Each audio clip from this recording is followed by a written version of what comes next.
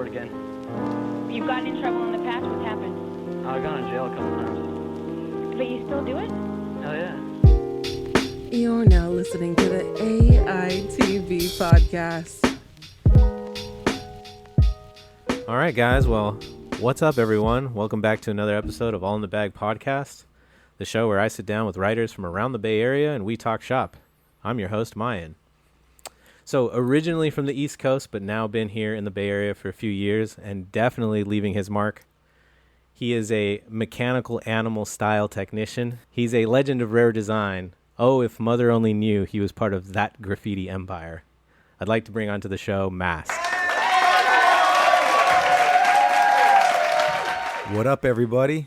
Good to be on here. Great to be back on the podcast. I know we had a little break, and Yeah. I'm excited to get things rolling again. Yeah, man, definitely a little bit of a break, you know, fucking life is crazy. But Absolutely. hey, starting it off with, a heavy hitter. So glad to have you on the episode. Thank you. Pleasure to be here, man. So here, pull up my notes. So, as always, at the beginning of the podcast, just to start the conversation, Yeah. I love, just chronologically getting to the beginning, what got you into graffiti, what was kind of happening around you, to get you inspired into this crazy world we're in. Yeah. I feel like coming up in New York as a kid, it was somehow always on my radar. As a young kid, I was always we were in the back of my mom's car. We're traveling I came up in Yonkers, New York, Okay. which is a suburb right on top of the Bronx, top of New York City. Gotcha. North. And we were always driving in the car to Jersey. We were going to Greenpoint, Brooklyn, Bay Ridge, Brooklyn. My godmother was in the Lower East Side in Manhattan. And as a kid, it was just like, yo, look at all, like the city was bombed. This is after trains were really painted. And it was a time when graffiti was on the streets. It was everywhere. And it was just absolutely captivating. You were just noticing the same names pop up over and over and over. You're like, who the fuck is that? What are they doing over here on the side of the highway? It was just this mysterious thing that just kind of like pulled me in. And the more energy and the more I sought it out, the more that it kept presenting itself, like around every turn, every corner, behind every building. But I think it was really those early first impressions of just like driving around, seeing highway graffiti. Names are repeating. It's different colors, different sizes, tags throw up, some characters. And it was a time when there was a lot of fresh shit to check out. No one had cell phones. So like you'd be on the side of the highway doing some shit and people were sitting there and doing characters and like full on pieces. And It's so crazy. yeah, it was just super wild. And it's kind of funny on certain parts of like the Hutchison River Parkway by the Triborough Bridge.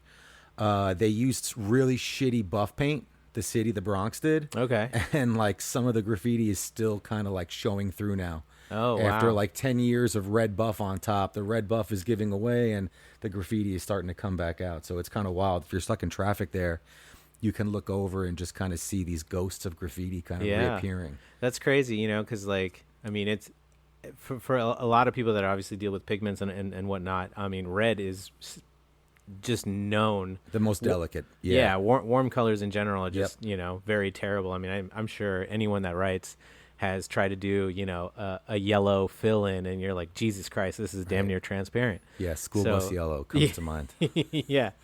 Painful. Oh my God. For me, it's definitely like rusto orange. Oh, yeah. It's just some Oranges as well. some of Very the worst. difficult. So it's kind of cool that they're buffing with red, and now that the sun and the weather has kind of attacked it for so long. Well, it's we were kinda, using better paint back then. Yeah, yeah. Or the writers were. I was watching this happen, but Yeah. it was like they were using Rusto, Red Devil, classic yeah, spray paint, higher Lead- quality than lead the buff. based. Yeah, totally. Very healthy.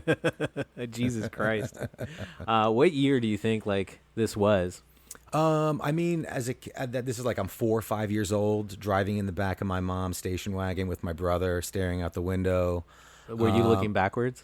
I was looking all over. Well, no, I mean like like- how station wagons used to have. Oh hell yeah! seats We in were the like back that flipping would, off like- the people behind us, and like the shit we were getting into was just It's so crazy ridiculous. Yeah. that like you don't really see that anymore, right? Like station wagons are sold. Well, we weren't in seatbelts. We were just kind of loosely in the back, like Right, that's another topic, right? It's like that whole safety. Safety, yeah. Yeah. There's definitely so much things that like I remember as a kid that's just like not known. Like no kid that's listening to this that, I mean, the reality is that there is a huge wave of what I called COVID riders. Yeah. Right. That it started right around COVID Hell that yeah.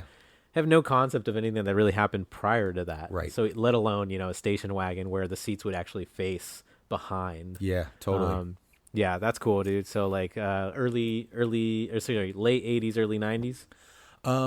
Yeah, so this is around the mid 80s right now. Okay. Driving around and just not even being aware, like, oh, there's this thing called graffiti, there's a thing called cruise, there's, just looking and seeing these things and just being captivated by it. And then I'm starting to like draw stuff. There's like cool logos. Like I remember I got into skateboarding really young. I love skating, and like I'm spray painting. The first thing I ever spray painted was the Rat Bones logo in my basement. Oh, sick. Because it was just such an ill graphic. Yeah. And, being exposed to like skate graphics, like, the stuff on Santa Cruz done by Jim Phillips was fucking mind blowing. All his shit was ill. I remember H Street had some really sick graphics. I forget the skater, but it was like a character wrapped around like a street sign. And I actually have in like the first piece that I sketched out that same like street sign in my piece with like a sick. similar looking character that I'd done. But it was my dad saved some really old drawing that I did in '88, and it said Rap Chill, and it was basically this like Brian Bosworth like Bart Simpson character in the middle, and then Rap Chill kind of wrapped around him. Kind of like those rocker jackets they have from old gangs and stuff. Jesus and Christ. It was like totally anti-style. You should do like a recreation of that, and like redo that with, your skill set now. It would be. I was definitely ahead of the time when anti-style is concerned. It was like a forerunner. Oh, geez, don't get me started on anti-style. Yeah. Keep me away. Keep it away from us. Yes. Okay, word. So you're in the mid 80s. 4 or 5 years old, seeing all this crazy stuff. When did you as you got older, started really paying attention to like the names, and what were some of the first names in the East Coast that you really were like, oh man, this dude, whoever he is, you see him? Yeah. So when I was able to like, at the first time I'm exposed to graffiti, I'm riding around in the car and looking through the window. And then, you have time to like leave your house. And I live near a park in Yonkers. So I'd go to the park, and the park had its own little bit of graffiti on the ground. And it was always like these breadcrumbs, Then I'm like old enough to go up to Central Ave, and there's this dope comic book store, Dragon's Den. So I'm like, now that I can venture out of my house, I'm like, looking for it, and it's always like behind buildings where there's dumpsters, in alleyways. And this place Dragon's Den was dope because it was up on Central Ave. I had to go by this Nathan's had a really big arcade. The arcade was a dope hangout. There were always tags around there and all these little cutty spots. And going to the comic book store Dragon's Den was sick because we're young kids. We're like starting to steal shit. And they had all these Testors spray cans that were super small. I guess it was like maybe like 8-ounce cans or like 7-ounce cans. And it was all these like model spray paint cans that came in these dope metallic colors. So it was like blue metallic, red metallic. And we would like, rack a couple of those. And then on the walk home down this big thoroughfare, Chrisfield Street, catching tags, end up in the park, more tags there. And then we're starting to like, get involved. But by that time, that must have been like 91. Okay. I think I was like writing a bunch of weird shit. Actually, the first tag that I ever had was from my first partner, Myth. And he gave me the tag Fonty Fresh. PHONTEPHRESH. And that's what you were tagging? And that's what I was tagging. That's so long. It was ridiculously long. I was for that tag, I was writing it a lot with markers on shit. Like I really wasn't like doing fill-ins or any kind of crazy bombing. I was just super young at the park. We would hang out on the top of this big structure right on the roof. I'm doing that. And then I'm like, yo, this name is kind of crazy. What do I want to get into? And there were a lot of writers in Westchester that had like a cool ST or this, but I think landing on Mast was purely like an aesthetic thing. It was like these letters look cool together. It sounds like a statement. It's like powerful. Yeah. And I was just like, let's just see how this goes. Gotcha. I think before that I was fucking around with the word boast, and a few other words that really didn't like stick. But it was like when Mast came, it was like, Once all you right. started sketching around, you put those 4 letters together, and Yeah. you were like, "Oh, this is." And it. also my partner at the time, Myth, he was an M name. So he Okay. had some cool shit. He was doing some sketches for me. Oh yeah, yeah. And yeah, we just started making it happen. So on those adventures to Central Ave, going to Dragon's Den, the first place that I really discovered was where like writers were hanging out was on Central Ave as well, but it was behind this wall bounce, and it was further down Central Ave, and it was where a lot of these high school kids from Roosevelt High School were hanging out, cutting school, writing on the walls, and that's where there were like significant pieces, and people were spending time, and they were doing like, this is real shit. Is it like a trackside or like a No, alley? it's just or- literally an alleyway behind a shopping center, and it was a big like supermarket. Gotcha. It was And, like a wall that people could come and paint, or was it just like people were doing it illegally and no It one was cared? totally illegal. You just had to like cut through the back. There was a heavy wooded area, and you would kind of sneak back. There was a Chinese food restaurant, so you'd be hanging out painting. You'd have like cooks from the Chinese restaurant having a cigarette. They didn't give a fuck. Yeah, of course They not. just let us do our thing. It was gravy. Yeah. And that's when I started meeting these older guys that were like, Ah. doing their thing and like meeting other writers. Did you paint that spot? I did eventually. E- Yeah. Eventually later on. So Yeah. not like initially once you discovered it. No, maybe I Okay. caught like a couple tags. Sure. Yeah. Yeah, yeah. But at that time, it's fun. I can't really remember chronologically the order, Mm-hmm. but I'm looking for graffiti. I'm like hopping fences. I'm going behind buildings. And then the Metro North line is close by me. Okay. I'm in Yonkers. Crestwood's the closest train station.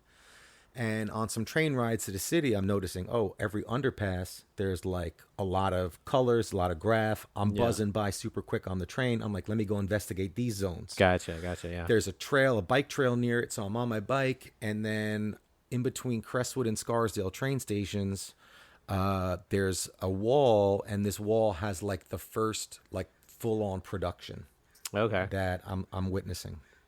And it's done by Vet and Boast. It's funny. Yeah, Boast had that piece. I was originally probably copying his graffiti okay. in Yeah. the beginning. Yeah. Like, look at this dope shit. Yeah.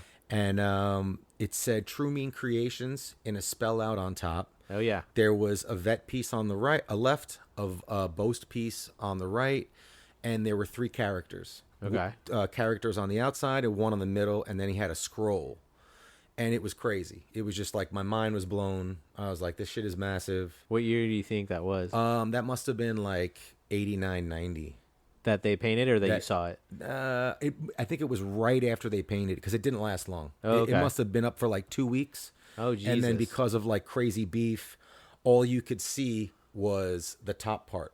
The True Mean Creations. Yeah. And actually, when I got there, it was dissed already. Oh. There was scribble on top of it. Right.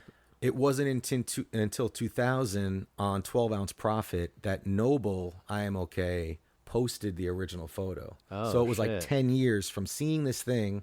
The True Mean Creations on top is like see is what like it booming, actually was. and then like, oh shit, this was the original Damn. creation. Yeah, because there was a shit ton of beef and just bullshit. Well, yeah, of course. And like, here's something super fresh, but it's covered up by like throw ups and nonsense. Yeah. And I mean, it gave us a space to like start practicing and like doing our shit, Damn. Like we weren't the toys. Thank Right. God that we're going over this like fucking masterpiece. yeah. We were going over like throw ups and other bullshit. Right. But I specifically remember we were racking paint from Frank's nursery, and it was like floral paint. Okay. So it was like translucent. Yeah. And we're like trying to do like pieces. But, Floral paint. I don't. What is that even used for? I think it's from painting like fabric flowers. Oh, shit. And like doing like arts and crafts shit. So like, you have like this like phony arrangement. Yeah, and you're yeah, just yeah. kind of like All right. making. So you're doing like 20 fucking cans for one fill. I mean, I was also painting like hella tiny pieces then. Yeah, They must yeah. have been like 5 feet wide, 2 feet tall. Gotcha. I'm also not even masked at this point. I'm little masked. That's right. I'm little masked. Okay. So I had the name, but everyone's like, "Oh, you're little masked." I was Yeah, like yeah. 5'2", like a little fucking wise ass. yeah. Like, Okay. trying to steal spray paint, fitting like 5 cans in my waist and just looking hella obvious. And It's amazing how much graffiti has changed with like the concept of size.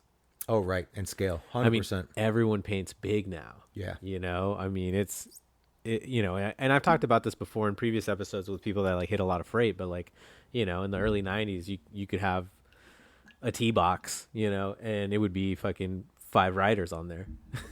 Right. Which is wild, you know, because Right. now it's like you look at a regular box car, it's just 2 people max. Yeah. You know, and no one Yeah, wants to hit the seriously. door. Right. That's the last spot. Yeah, that's pretty insane, you know, that 5 feet is like nothing Yeah. in reality when it's like I go to a spot sometimes and then, you know, you try to like, you're like, oh yeah, you know, like throw a line on the wall where you think you're going to end. And then you just kind of look at it and you're like, fuck man, this is like a 15-20 foot piece. And I'm like, damn, you're going that big? Like, yeah. Well, I think now you're just more prepared. Like then it was like you barely had, Yeah, what you the, could get, the right? paint Yeah. to do a piece, and then it Yeah. was like, yo, do we have caps? And your man's like, I got 1 cap. Yeah, And yeah. you're like, oh fuck, yeah, let's go, let's do this thing, you know? Yeah, that's true. And you pray to God that one cap doesn't clog. Yeah, man. Oh my God, I remember this bombing mission, and this must have been like around 93, 94. And Okay. I was linking up with Sick KBA. It was like we had a snowstorm, and the highways kind of shut down. Oh, okay. When there's a snowstorm, so you're like, yo, the highways are going to be mega dead. Let's go out and do some I painting. didn't even think about that. So I walk like a mile in the snow. I meet my buddy. And this is also like we're on the phone, like, all right, I'll be there in like 20 minutes or a half hour. And it's like Yeah, an yeah. hour goes by and I'm like still like dredging through the snow to get there.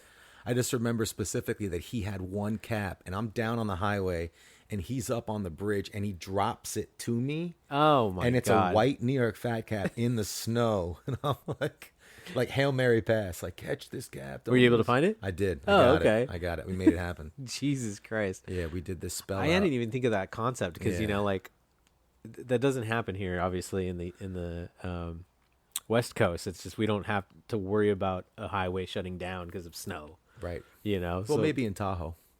Yeah, I mean, that's fair. But I mean, yeah, I guess here specifically in the Bay Area, Right, for sure. the idea of you know, other than an accident happening, Yeah, right, where it's like yeah. a bad cleanup, it's regardless, there still would be a lot of people that are kind of screwed. So the fact that like a freeway is like shut down, you're like, yo, let's go there and fucking bomb. That's Right. wild to me. I remember having like high school midterms canceled because of snow. Fuck, that's Which was cool. wild. We had like hella snow days. They're like, they're canceled. You're good. We're like, what? Yeah, you know, it's funny is at least here, you know, for me being, you know, a West Coast kid, my experience, I guess, with that would be like, Hey Arnold on Nickelodeon. Did you go to like to a P style school?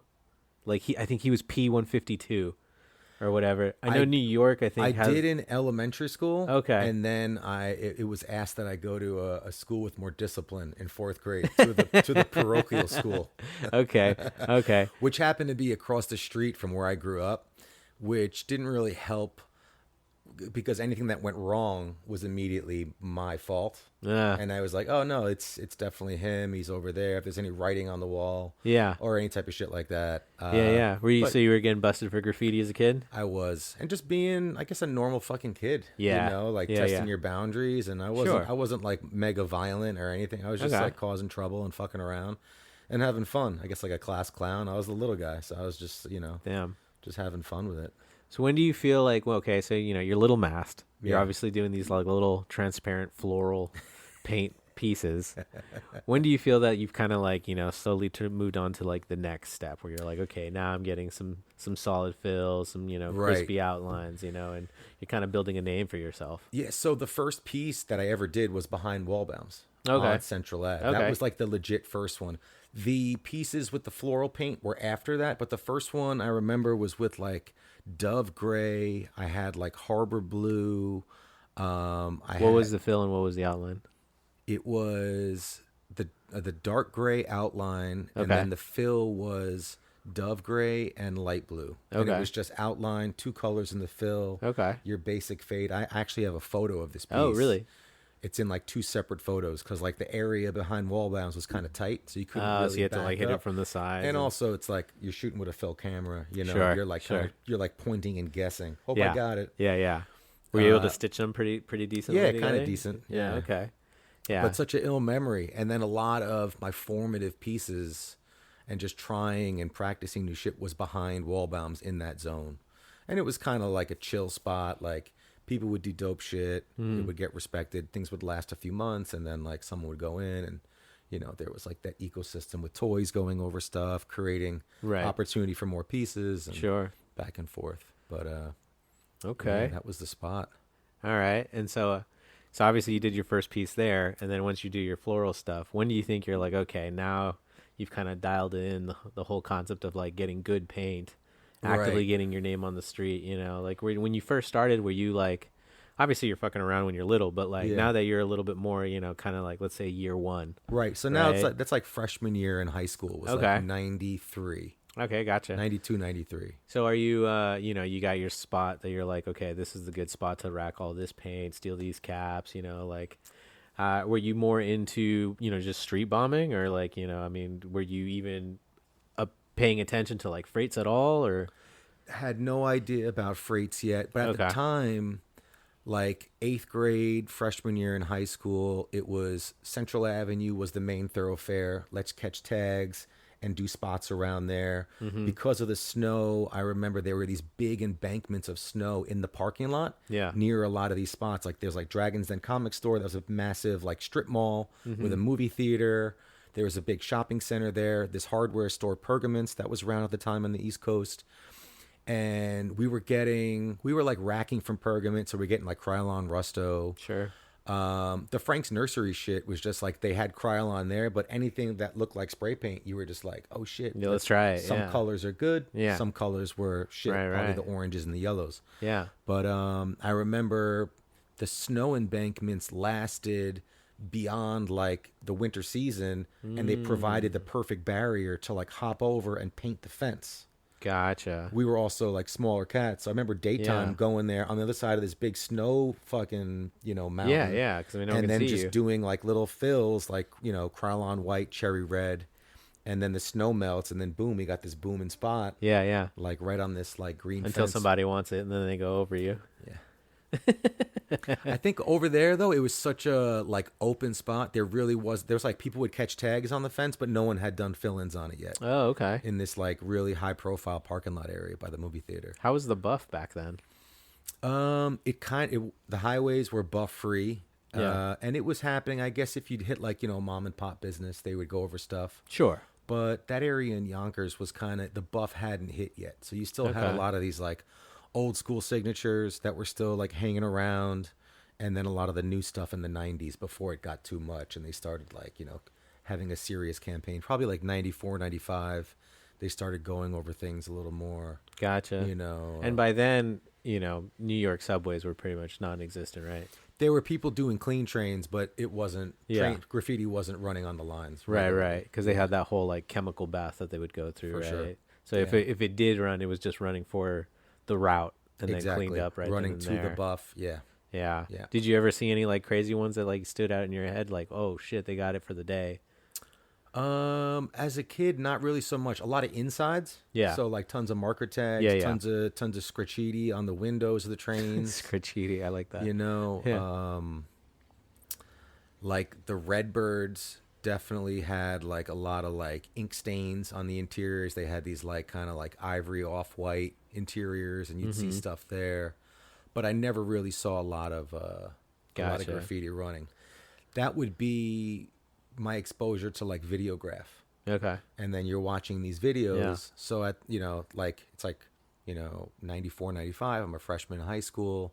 I'm still hanging out with like old friends in Yonkers. I'm making new friends at high school in the Bronx and meeting Bronx cats. And you're watching these graffiti videos and you're just like, yo, this is ill. Yeah. Like there's like a break beat paired with like bombing footage. Yeah. It's super gritty. Yeah. Like anytime I hear any of those break beats, it's like Pavlovian. Like I start like I'm like, yo, let's go. You start paint. getting the itch. Let's fucking do it. Like I get hype. Yeah. Like immediately. I actually have some on my phone that I can just like listen to. Oh god. Like if I'm going to a spot. Yeah, yeah. Like, oh shit. Okay. Tonight's the night.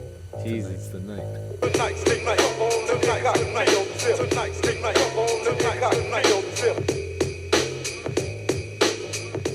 That's sick, dude. Pavlovian. I love that. Okay, cool, dude. And so, like, yeah, you said like 93, 94. So, I mean, freights weren't even really like super popping at the time, really, actually. They weren't 'cause- popping, but I was taking the Metro North from Crestwood to Fordham in the Bronx. Okay. So I'm passing by this yard at Endico Potatoes on Mount Vernon. Okay. And that's like early BFK territory. I was going to say, So you got Bronx like Freight Pav, Kings, Moan. exactly. You know, yeah. Pavs, Moans, Gent, Yeah. Key, Sign 5. Yeah. Like dope shit. Mm-hmm. You know? I And caught a Gento, actually. Have you seen, and I think I talked about this before in a previous podcast, but have you ever seen, Jesus Christ, Fatso's Reefer Madness? Reefer Madness. Yeah, The video. Yeah, yeah, Yes, yeah. I have from- a while with ago. Fatso, It's been a minute. Rail size or whatever, but he has that interview obviously with like Moan and Gento or whatever, and then Zine is painting the Del Monte yard, and he's like, "Oh look, there's a Gento up here," Yep. and that exact freight I caught. No Like, shit. Yeah, I remember walking into the yard and I instantly recognized the Gento, and I was like, "Holy fuck!" And like I ran over, super excited. Unfortunately, someone from the West Coast went over the Zine. But Bastards. But yo, those reefers fucking moved. yeah, Cross yeah. country. It was pretty Yeah. crazy. My first experiences over there was tons of Metro North gondolas for just like, trash and bullshit. Yeah. But encountering reefers, I was just like, yo, what is this? Is it on? Is someone in there operating it? And then like the engine kicks up and Yeah. I'm like freaked Scares out. the shit And out of I'm you, like, yep. oh shit, like what's the deal? And then I'd get there probably around 9 or 10 and there'd be like a fresh Zine, a fresh Sect or a fresh Moan. And I could like smell the paint. Damn. And I was like, yo, these cats were just here. Just here. And like they That's were wild. going in early bird, But seeing those was definitely like, oh shit. And then like that place is dried up now. Yeah. Unfortunately, that business is no longer there. They're no longer getting reefers. But there were a few spots down the line where you would see freight and you were like, oh shit, let's paint those. Yeah. My first experience painting freight was definitely at that Mount Vernon Okay. yard, though. Okay. And Sick. going for stuff, doing that, and then doing the Metro North stuff. But painting the Metro North stuff was just like it sits in the yard, and then Metro North, you get on their radar, and you just got to know where you're putting your shit. you Yeah. know? Yeah. You're like, okay, I'm painting all these like worker boxes and stations. They're keeping an eye on that stuff. If you paint stuff that's going to be in and out, you can kind of live under the radar. you know? Yeah. But that's all a part of being young and naive. Right. Yeah. Exactly. You don't necessarily know the lay of the land. Also, in a time when freights is literally in its infancy. Absolutely. So there's not really like, nowadays there's people that know how to track boxes and It's it's incredible. the freight Yeah. culture for knowing the lines it goes further. Yeah. I had a great convo with I don't know if I should bust this out, but one of your crewmates Okay. here in the Bay Area. Yeah. And I was at the yard and I saw him and I'm like, "What's up, dude?" We were chopping it up, having a great conversation. I've bumped into him hundreds of times.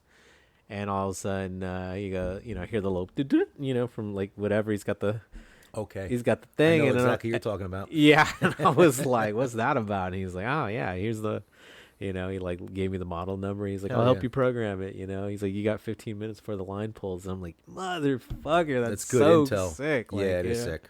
Yeah. I got to get on that. He's a boss guy, but I'm not gonna bust him out. He probably knows if he listens to this. For sure. I mean, you said yourself, you're like, "I already know who this Yeah. is." But yeah, that knowledge for freight culture is obviously like so embedded now. Yeah.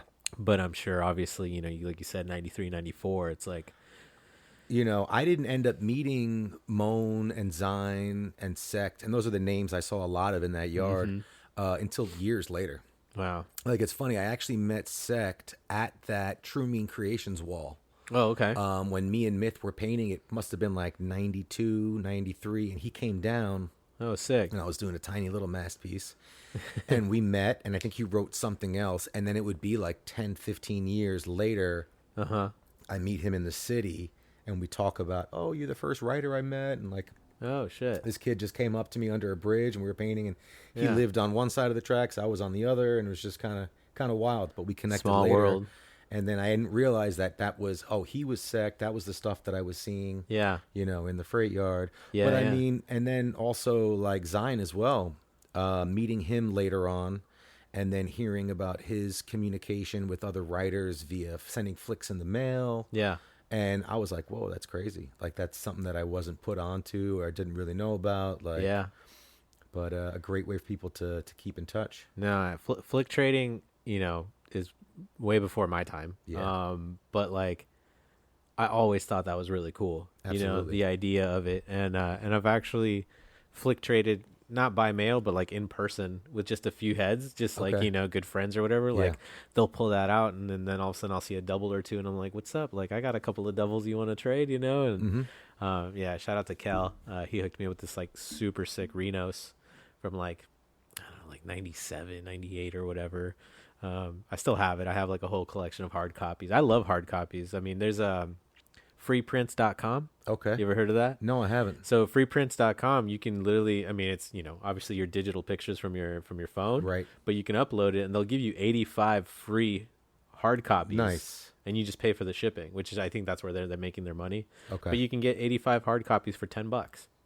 I mean, Easy. it's nothing, I think I use Snapfish. I got all Snapfish, my okay. photos. I was using. I really did a horrible job of documenting a lot of my early work. It'd be like photos I got from my first partner, Myth, Yeah. or someone else, or I was able to steal my mom's camera and then like use up a whole roll and then keep it for myself. And then Yeah. I think around like after I graduated high school and like I'm in college, then I got like an Advantix camera. Okay. And that was the easy way. And Advantix could do Yeah. like some panoramic shots Oh, okay. and Nice. do more stuff. And then I think I got all those developed. And then finally, Do you still have any of those flicks? I do. Okay. I have tons of old flicks. It's just I haven't really put them into like a proper like photo Yeah. album. Yeah, like yeah. I got one photo album that stops, I think, at like 2011.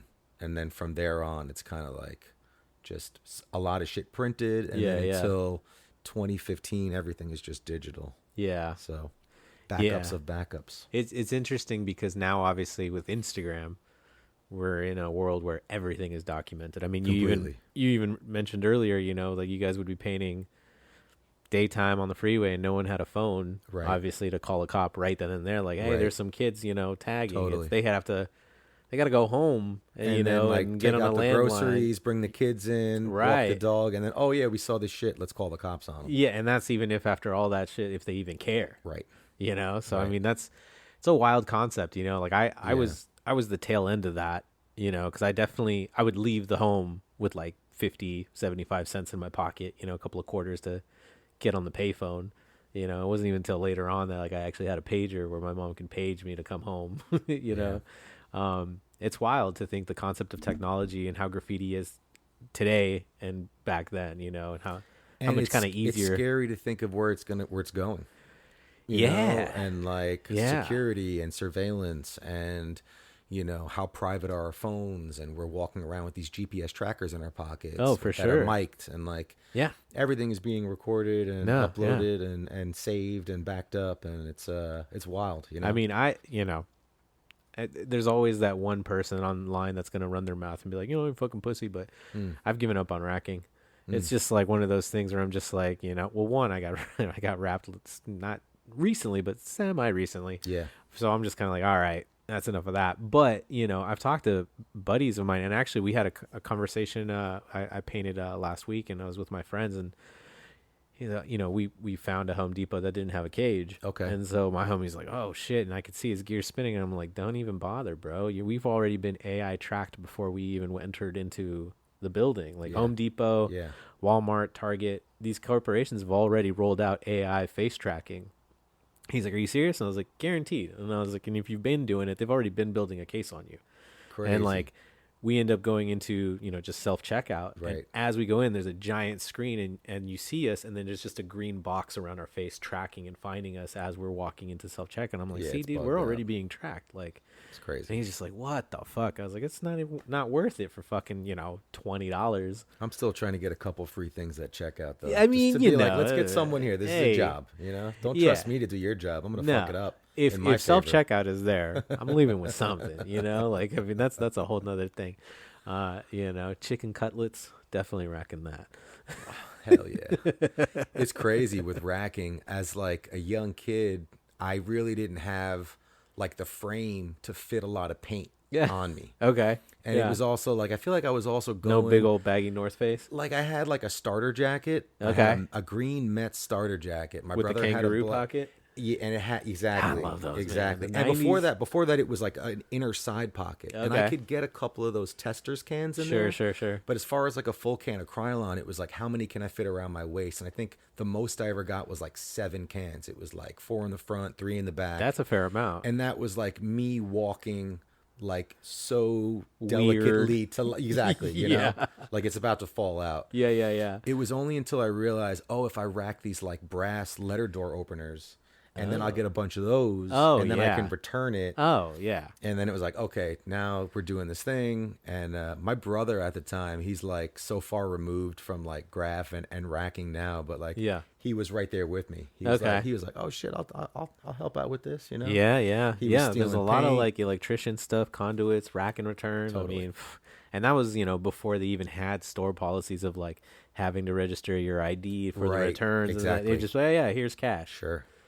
Those were great times. Yeah, I remember being in the city, and I'm at Pearl Paint on Canal, Okay.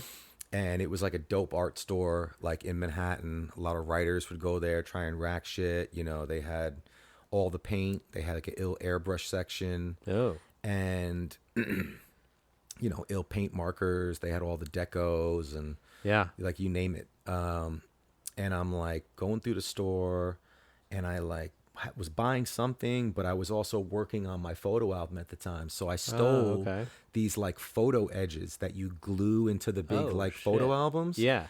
And I guess I had bought something, and I went back and I grabbed that. And it's like the littlest thing. It's like $3-4. Yeah. And they got me. I'm like walking out, and they're like, excuse me, can you come over here? And then they bring me upstairs, and they take a Polaroid. And the dudes who got me are actually mad cool. And they have this like whole photo album, and it's everybody who got caught racking there. Did you recognize anybody? I was like flipping. He's like, let me flip through. And I'm like, oh shit, that's my boy. Oh, this guy's, he got caught. Oh, shit. So when I see him, I'm like, man, I was at Pearl Paint. I saw you in the Hall of Fame. I saw you in the Polaroids. Yeah, that's so hilarious. funny, man. That's what's up, man. Okay, cool. So, you kind of getting your chops, cutting your teeth on the streets and stuff like that. Yeah.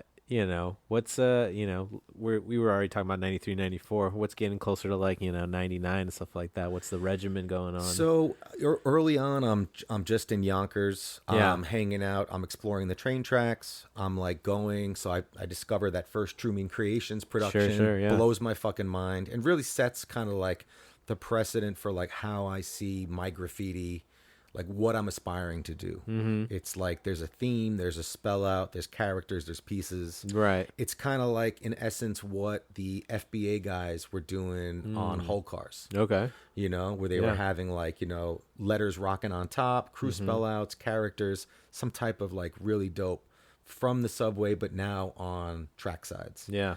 So I'm really gravitating towards track sides and like, painting at there's like a big electric building on the Metro North by me. There's that other Hall of Fame, the Truman Creations.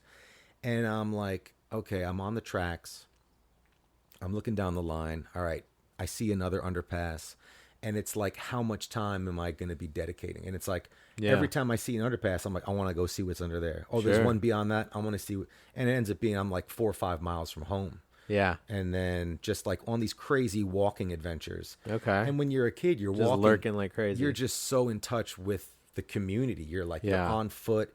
You're seeing every little mailbox, every little light pole, all this shit, And my parents are divorced. So every other weekend I'm going across Westchester, or actually in the beginning in Dobbs Ferry, and then over to Harrison to see my dad. Okay. And then I'm getting free time there, and I'm exploring other parts of Okay. Westchester. Okay. And I'm on the track sides there, and I'm seeing different names. There's different writers. I grew up on the Harlem line, and my dad was living on the New Haven line. So So now you're seeing blue even line. like regional Exactly. bombers of like, okay, And this these is are their lines. Right. And it's Yeah. like different names. Oh. Some repeating names, Sure, but different style, different names, and it's really broadening. Like, oh shit, there's this over here, and it's like, no matter where I go, I can always go out and look for graffiti and try Right. and find it and lurk around. Right, right. And it's just completely captivating. It's like, get on my bike, see how far out we can go. Let's Right. find this shit, get into trouble, fuck around, Yeah, yeah. You're like Terminator. You're just like scanning for every That's little it. nook and And cranny. From the guys that I met in the back of Wallbounds, they were not without crime crew. Okay. So it was my homie Myth and his older brother knew these guys, Tax 6, Cert, Lays, Size, like Kane, like good dudes.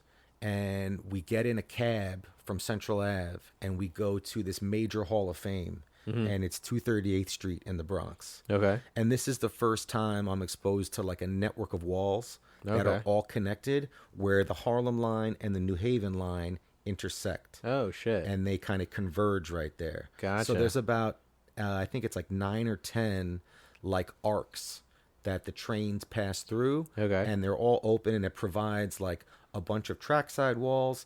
And then the Bronx River, because the Bronx River Parkway also goes under this. If Okay. you look at spray can art, Yeah. there's a classic MK piece that has Mickey Mouse with like the wizard outfit.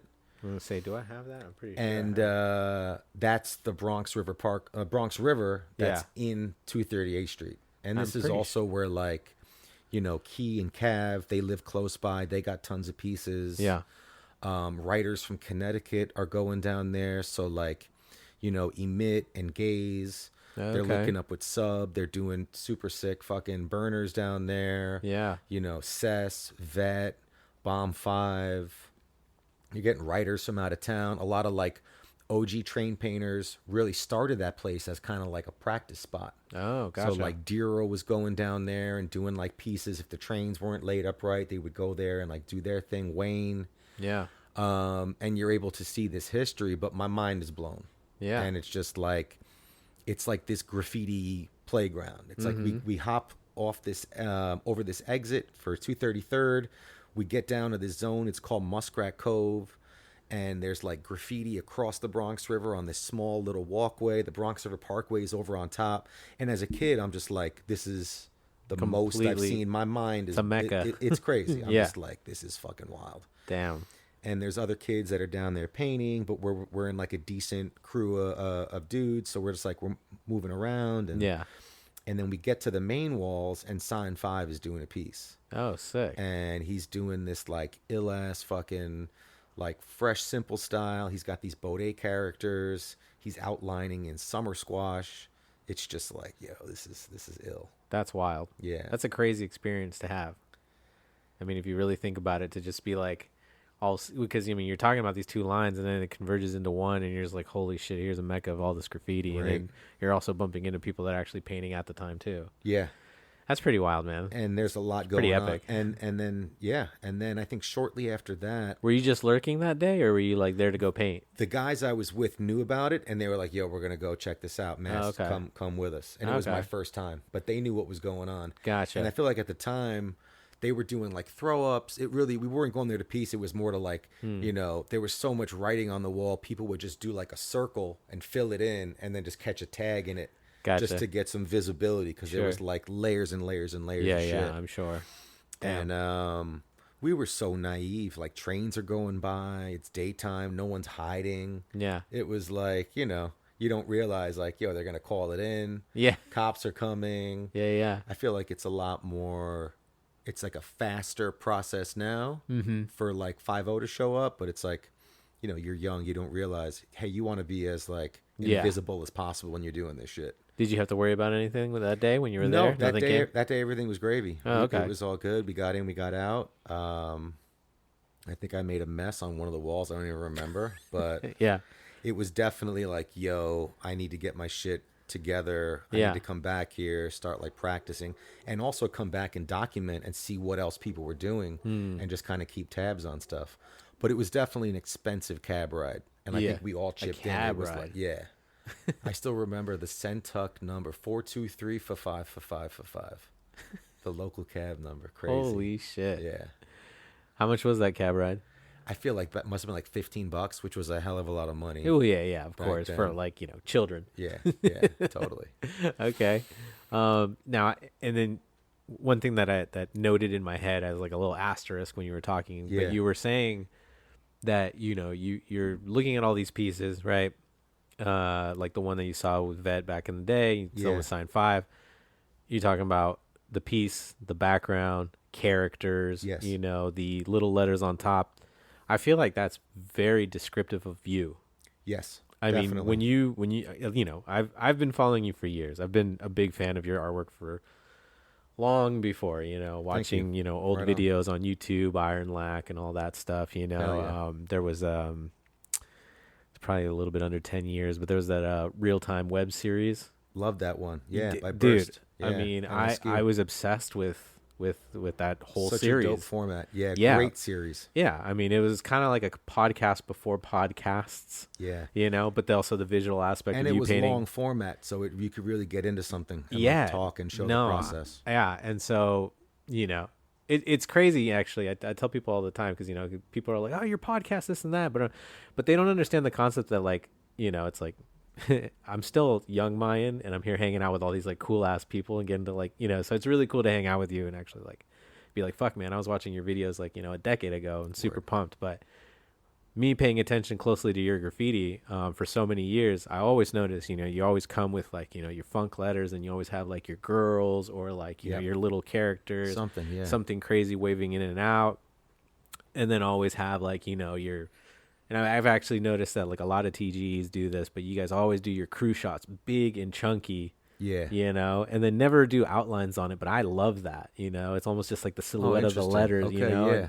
like you and Journey Like for a big chisel Twigs, tip definitely, or yeah. something. I Yeah, love right that on. shit, dude. It's Very just cool. very bold because obviously, you have like your traditional graffiti as your piece, with your fill in, your outline, your 3D, whatnot. But then like the crew shots are always nice and big and chunky. Yeah.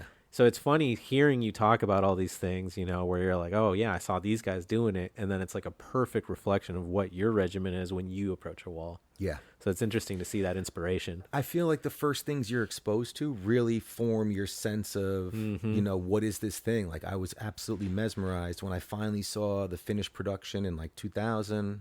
I was just like, this is amazing, And there were other things that I saw at the time, but like the first impression is always the strongest. Yeah, 100%. Yeah. And I feel like, so I'm at 238th for the first time, seeing all these names. I got to meet Sign 5.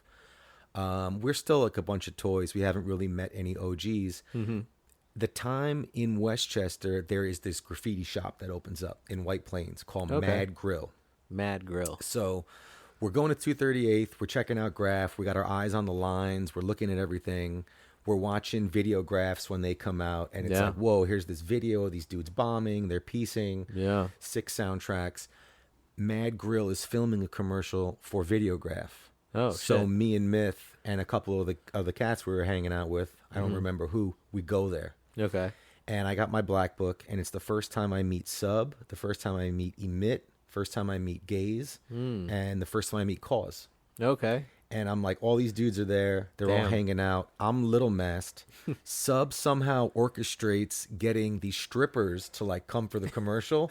So they're inside, and this is the store, the first store that sold spray paint nozzles. Oh, shit. So before that, we were going to Frank's Nursery and taking all the white tips off all the Liquitex cans. Yeah. Or searching out, like, there was this one thing that we discovered at this hardware store in Central Ave. It was called AFTA 10-second spot remover. Oh. And me and Myth early on, we'd rack a bunch of caps and then try and remember what the nozzle came from. Okay. Because by the time we'd go home and test them out, we're like, yo, this one was the one. Okay.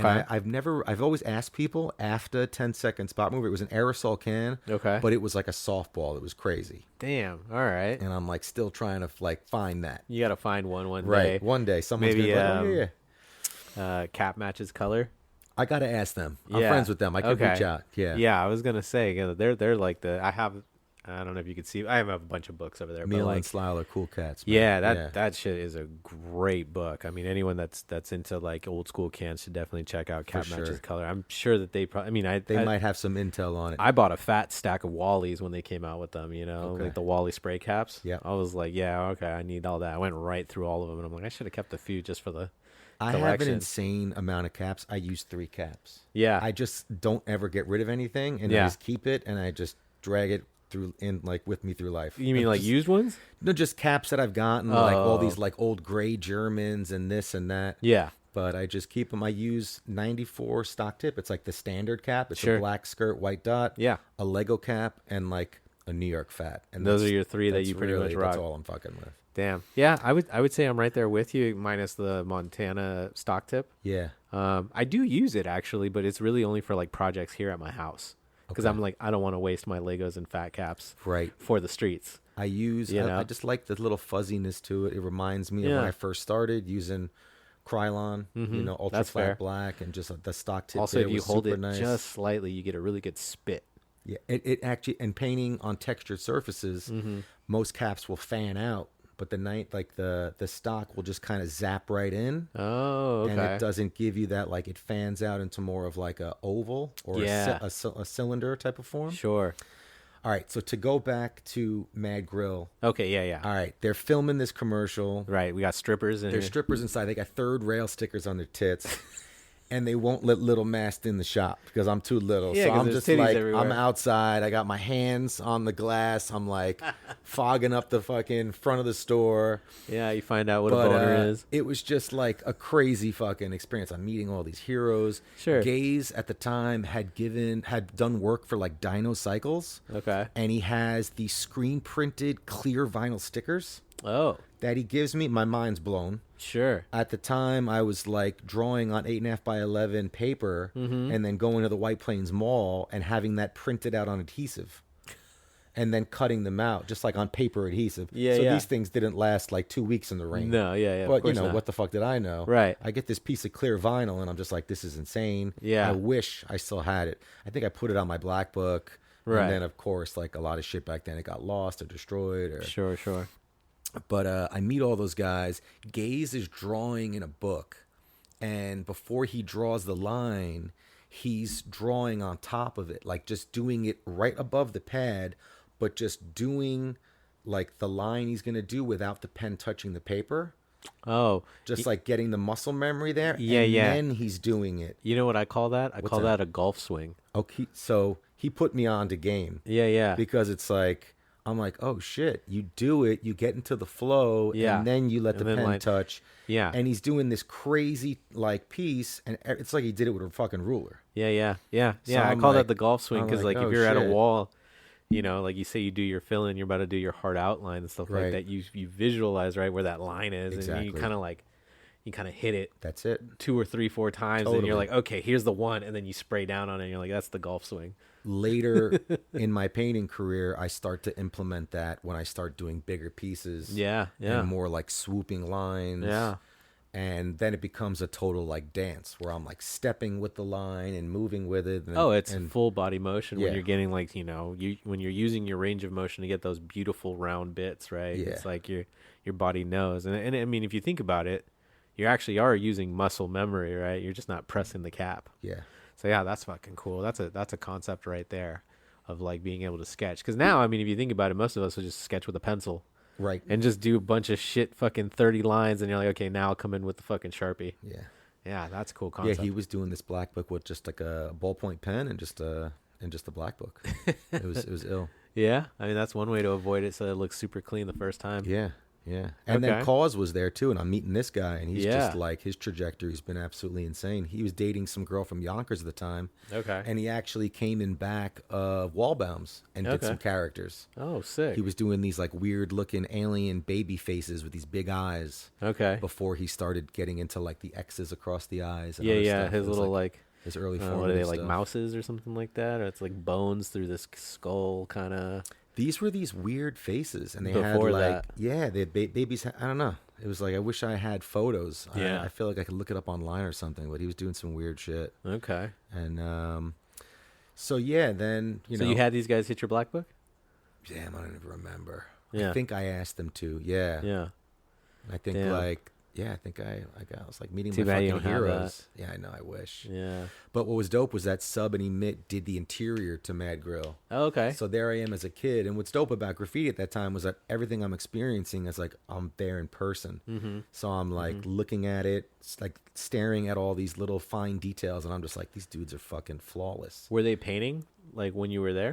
No, they had already painted. Oh, Sub had okay. done this character with this dude with this wicked fucking smile, and then they had a Mad Grill piece, and there was like a snake character in the middle. Sick. Emit had done like the Mad, and they just had all these ill colors. They had like all these American accents, and Yeah. they had the caps, and everything was looking crispy and just like So they were selling caps and paint there?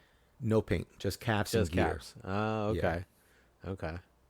Yeah, I mean, there's no artist paint at the time. It's just everyone's racking, and then you just need the Krylon, tools. Rusto, Yeah, right. yeah. Okay. And Sick. figure it out. And then I feel like right around that time, me and Myth adventured into Manhattan to explore the Freedom Tunnels.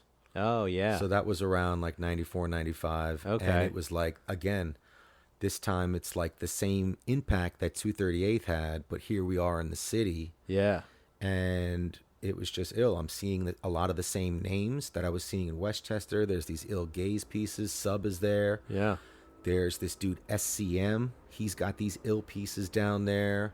I remember Sneak and Reyes. They had these chrome joints. I mean, Okay. Sneak is from Seattle. Reyes from the Bronx. They were down there. A lot of names from Manhattan. You know, Cost and Revs had rollers. Yeah. Yes 2 was down there. More Gaze. Cycle's got this dope ass piece, 3 colors on this little box.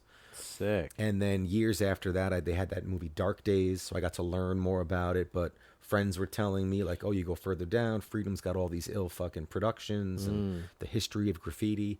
And it was just a wild place. Yeah.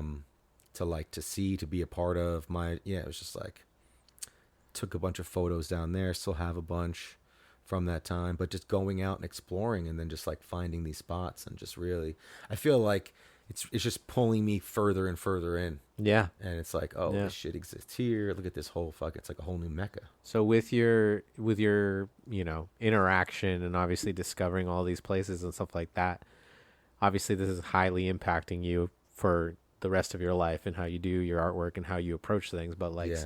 at what point where you're like, okay, I got to start really sketching. I got to really start maximizing my letters. And now you're being pushed to the level because you realize the level is high.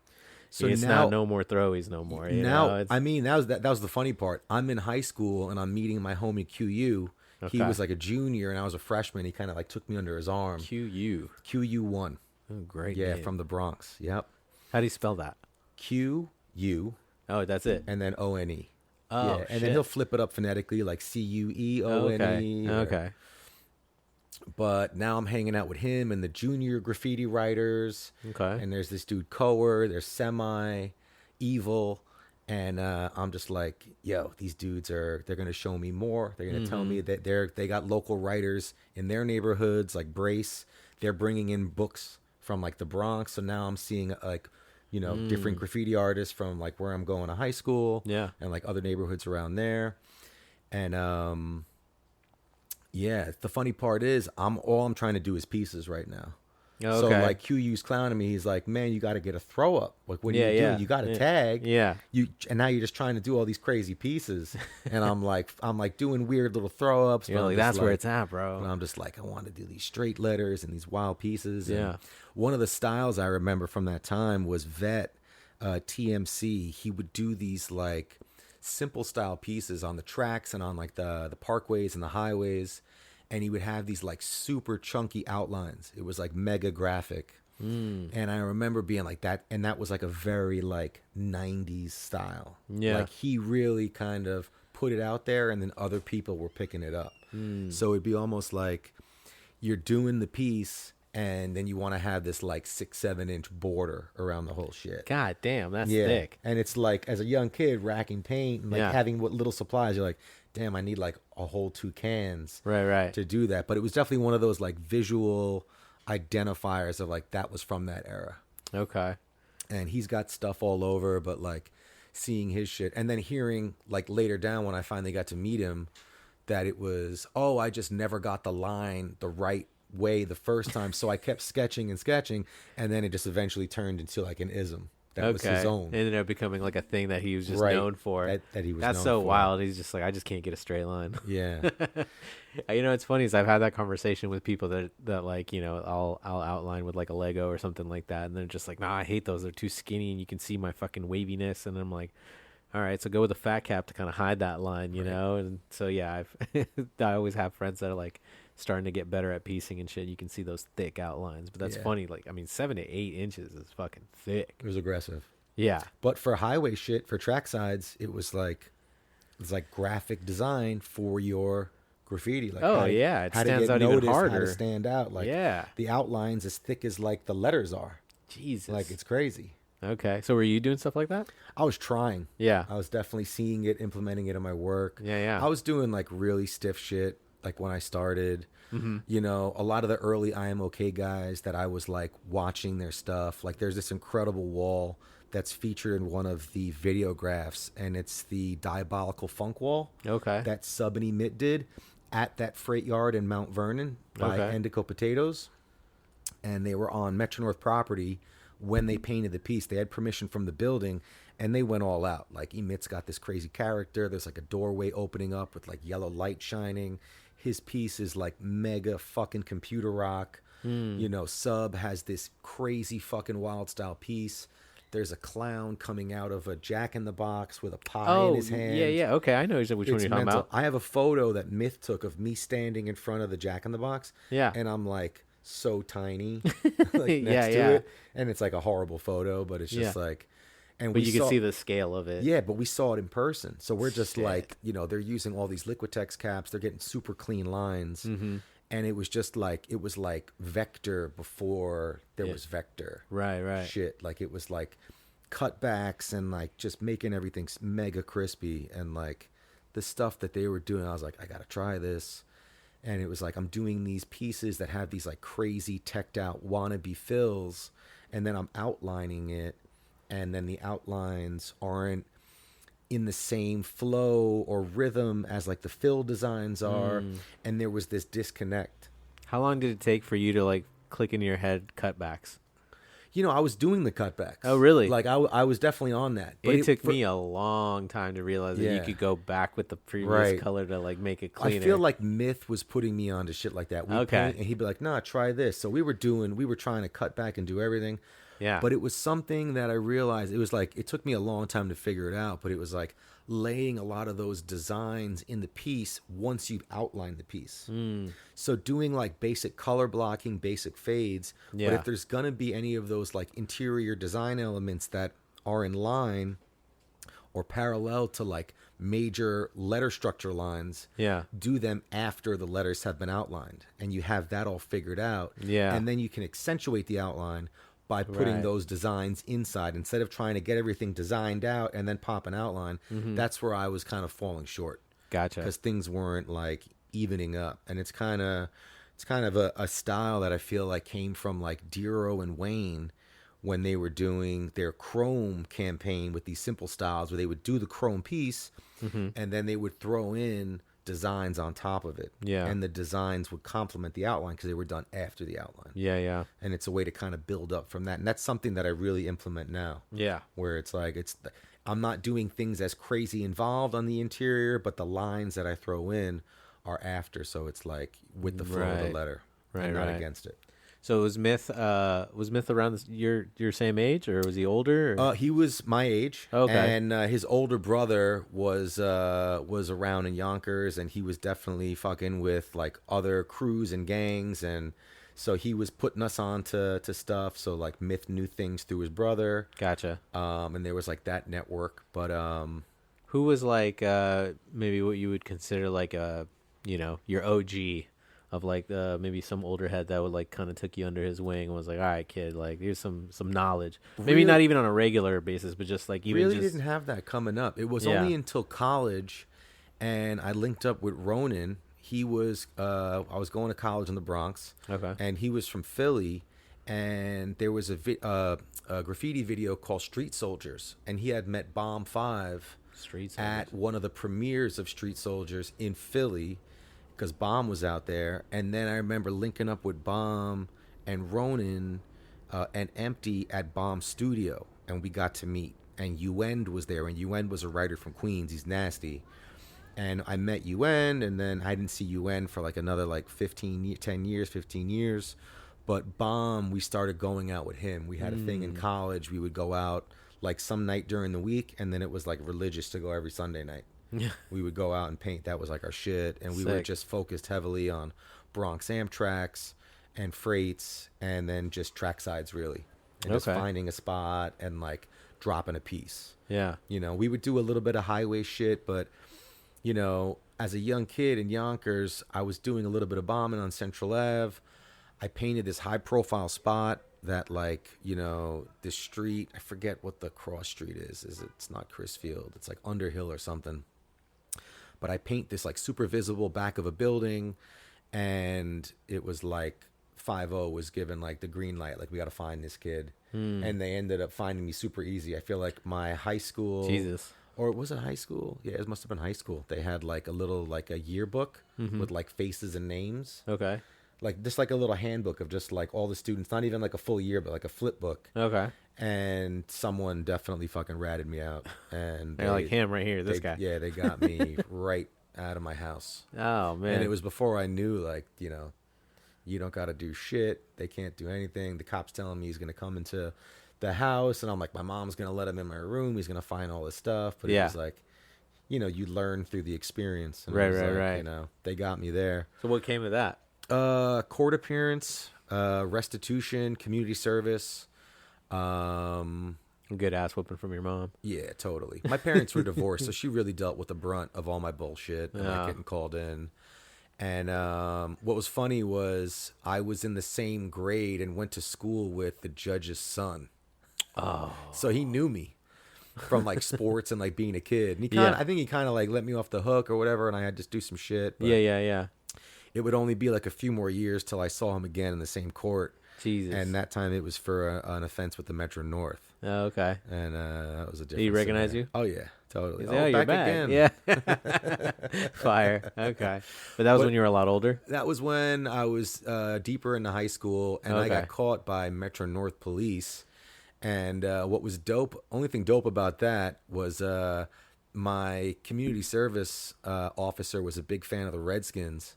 So Okay. I did him a Redskins graffiti piece with a helmet, and he just took away all my community service. No Which way. was dope. So it was like, cool, my art can also be like a currency. And Yeah. I can use this to kind of like, you That's know, fire. to grease my way through shit. I So wonder if that person still has that.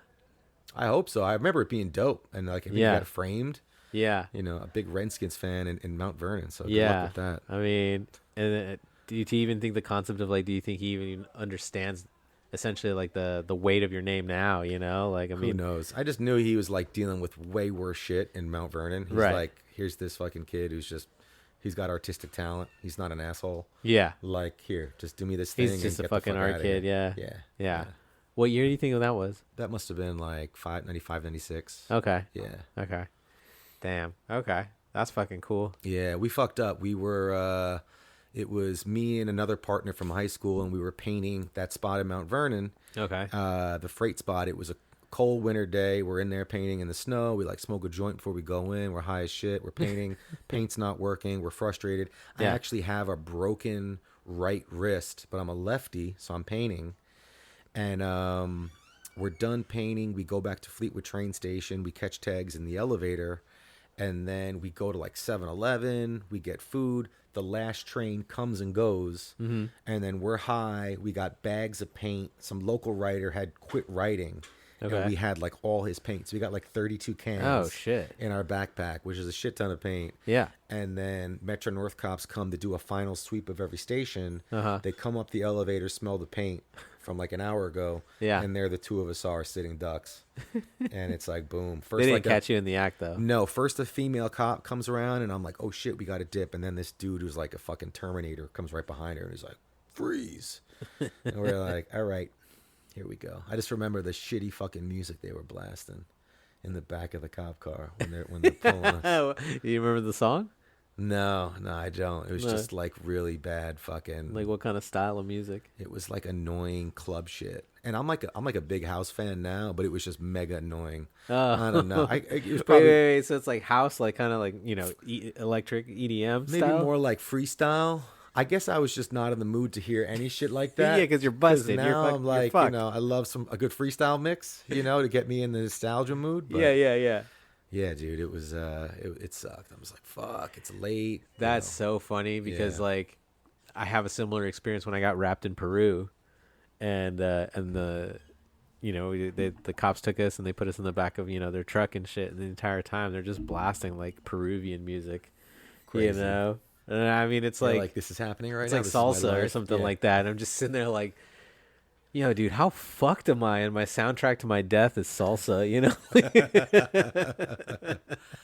I can look back and laugh now, but when Oh, it was for happening, sure, it was yeah. like the world is ending. No, at the time, bro, it's fucking my nuts are in my stomach. Yeah, Like, you know, it's yeah. a terrible feeling. I had a brand new like EMS book bag. Never saw that again. Never saw the paint again. Oh, That was it. yeah.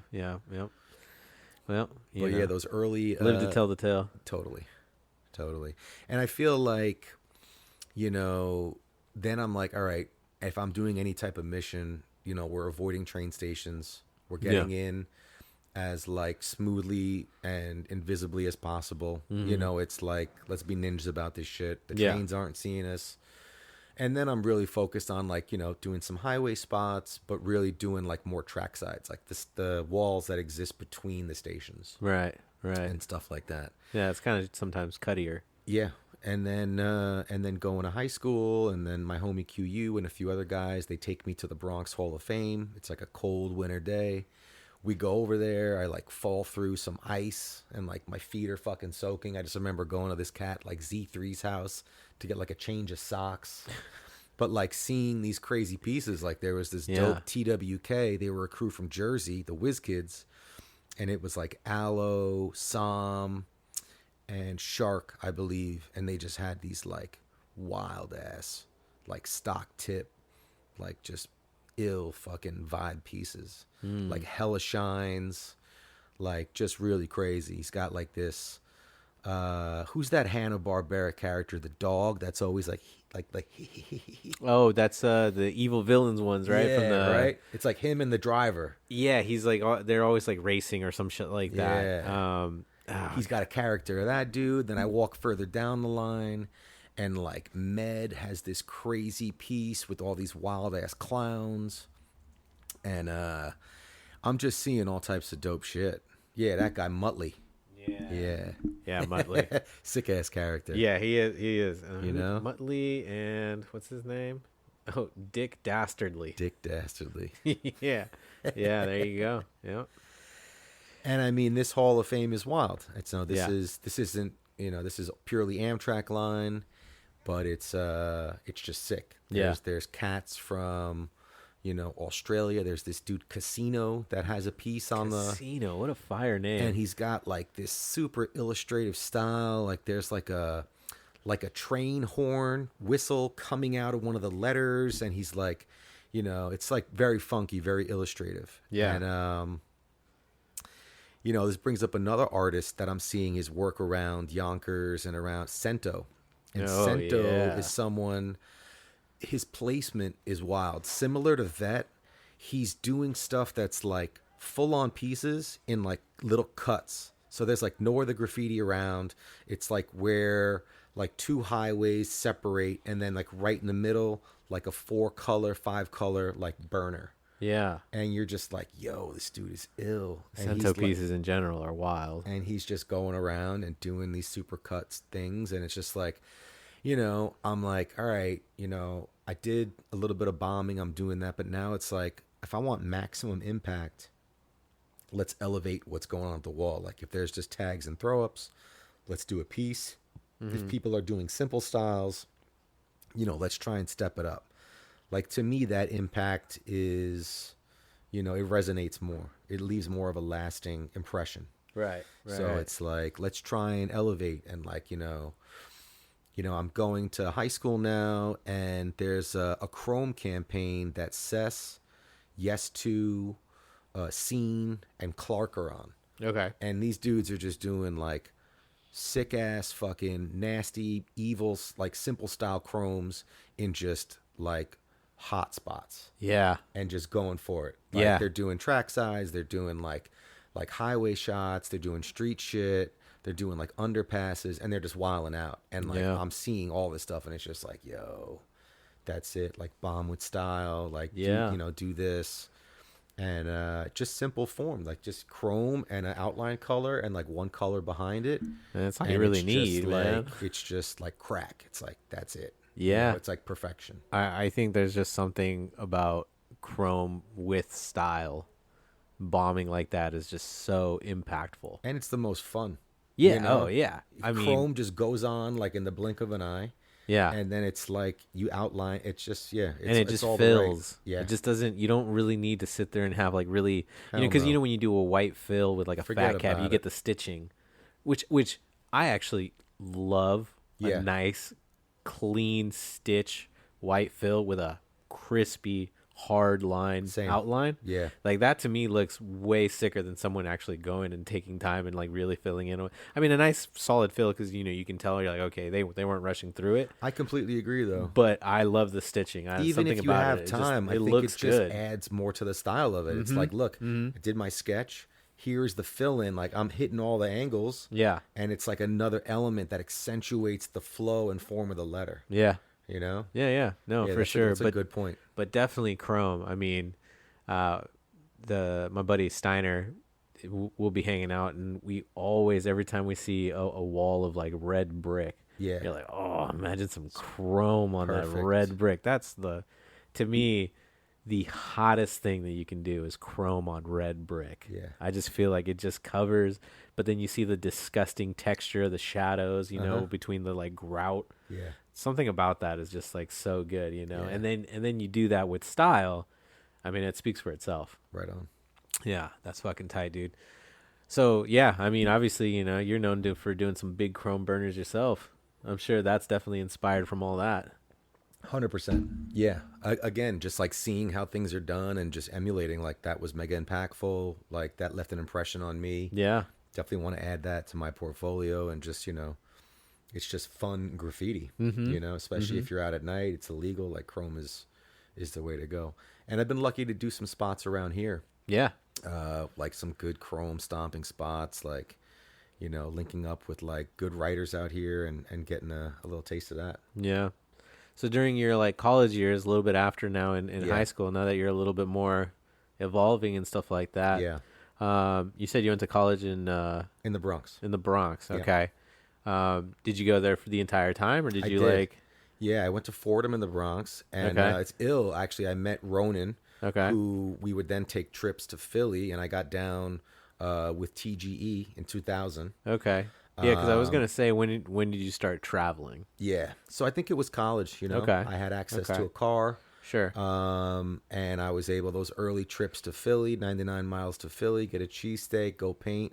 Philly's a beautiful city. The industry is like woven into like the fabric of the city. So you're just walking down the street, and then a pair of like, freight tracks come, and then there's this industry, and there's, Yeah.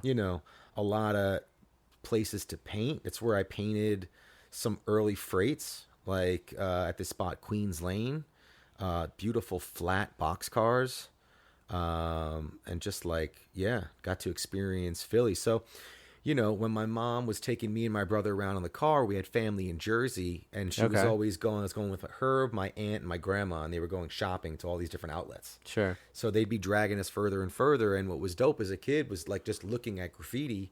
The further we go closer to Philly, these tags are changing. Yo, what are these? Yeah. Who are these guys? These are tall. These are Yeah. skinnier. What's this? Ism? This is some new shit, and it's totally captivating. And and then meeting Ronan, and then getting brought to Philly and learning more about like Wicked style, and like I feel like as a New Yorker, I have like a tag, and I have like 2 variations on it. Okay. You know, and then I'm meeting like Ronan and Curve and Esteem. And he's from Philly? Who's that? Ronan's from Philly? Ronan's from Philly. Oh, okay. Curve is Philly and Connecticut. They got and, 15 different style tags. And it's like they're just like every tag they drop is some new flavor. Yeah. And I'm just like, yo, this is crazy. Yeah. And Philly also has the punchline. So Mm. it's like, here's a fresh tag, and I'm hitting you with like, you know, a little joke, a little like one line. Yeah. And it's always like relevant. It's like funny. It's just like, it's very interesting. What was your first introduction to like a Wicked, like, you know, top to bottom Wicked, where you're listening, you're like, oh, that like, you know, traditional Philly It must have been like them pointing out like a cadism or an cadism. and yeah, just something wild and done like perfectly. Have you seen that Philly documentary on YouTube? Which one's that? I don't know. I could probably pull it up. Yeah. I bet you if I literally type in Philly graph Uh-huh. on YouTube, it'll just pop up, and I'll know exactly. I what remember it is. some early video of like Espo doing a piece, and like Black Thought and Questlove are just chilling, and Quest is dropping a beatbox, and Black Thought is just freestyling based on Espo piecing, and that was some ill shit to witness. I think it's this one right here, Sly Artistic City. Oh shit! No, I haven't peeped that. Okay, yeah, big it's an name. hour long, and you know, I don't want anyone from Philly to come after me, and I have actually a lot of respect for Philly graffiti. Yeah. But it's just funny as fuck. Okay, so this was 13 years ago, and I think the video itself is even older than that. Yeah. But it's every single person that they interview, Uh-huh. it always falls back to CAD-ism. Oh, no shit. Every single one of them, they're That's like, what's "Oh, up. you know, when it comes to Philly, it's CAD-ism," and it's like the exact same. Yeah, like every single one of these guys Right. is just like, "Oh yeah, CAD-ism." Oh, when it comes to Philly to graffiti, CAD-ism. He So it's must have just done so the funny video. for you to say it to be like CAD. It just instantly, like, you know, it popped it in my head. I was just like, "Oh yeah, that's That's CAD-ism wild. all day." Yeah. No, that's cool, dude. Yeah. Philly's got an ill rich history, and like there are cats there that I was at some graffiti panel there. It was all like a female led female graffiti artist panel. You had like Karma sick. Claw, you had Lady Pink, Mad C. Oh wow, wild. And it was the panel was the questions were asked by Mags. Oh, okay. And I remember going there, and then after the panel, we're just chilling on the street, and this dude Sub is there, Okay. RX, and he's like a storyteller, and he's got a bag of just like photos and outlines. This is the same sub from like the other spots before that you were talking about. No, different. This is Oh, okay. Philly Sub, Oh, who's gotcha. another name for RX or Rated X. Oh, okay. And he's a character, man. And he's just holding court. He's got this bag full of shit. He's pulling out pieces. Yeah. He's got this one thing. It's called the Ism Wheel. And it's just a Philly Wicked tag that just hits like from 12 o'clock to 1 o'clock all the way around. Oh, And like shit. he's just like telling stories. And he's got this Ism photo Wheel. of this like first piece. Yeah. And then like his homie he hasn't seen in like 20 years walks by. And he's like, Hey, he's telling the yo. story. He's like, you remember this piece? And they're like, oh shit. Like, and that, it's like all this synchronicities going down. It was just wild, man. Every time I'm in Philly, Yeah. the energy is always like, there's always this connection. It's I'd like, love to it's hear that guy beautiful, talk. man. It's a good time. He could spin a yarn for Jesus. sure. That sounds Yeah. super cool. Yeah, it was dope, man. One of those moments. So okay, so you're at this point you're going back from New York to Philly. We're traveling back. Yeah. I have a car. We're doing that. We're painting freight and just kind of we're Yeah. figuring shit out. They're showing me their city. Here's this whole new, just zone to check out. Mm-hmm. It's great being, 99 miles, you said. So that's Yeah. what, like about 2 hours. a little over 2. Yeah. Okay. So Yeah, it's pretty so- easy. So you could do that regularly. Yeah. Where you could Yeah, pop not it into bad. Philly often. We were here and there. Yeah, Yeah, okay. we were having our fun in New York though too, because Yeah, it's yeah. also like college, your first like taste of freedom and Yeah. like running around, and there was so much to explore there. But we would go like every other couple months Okay. and like check shit out. Were you popping in anywhere else?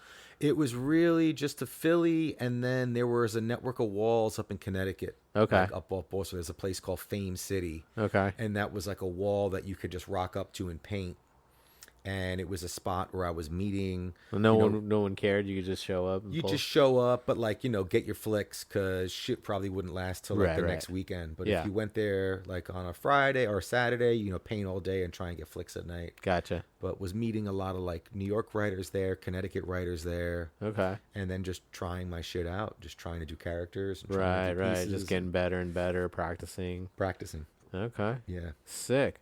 When did you start like doing like some serious travel though outside of that?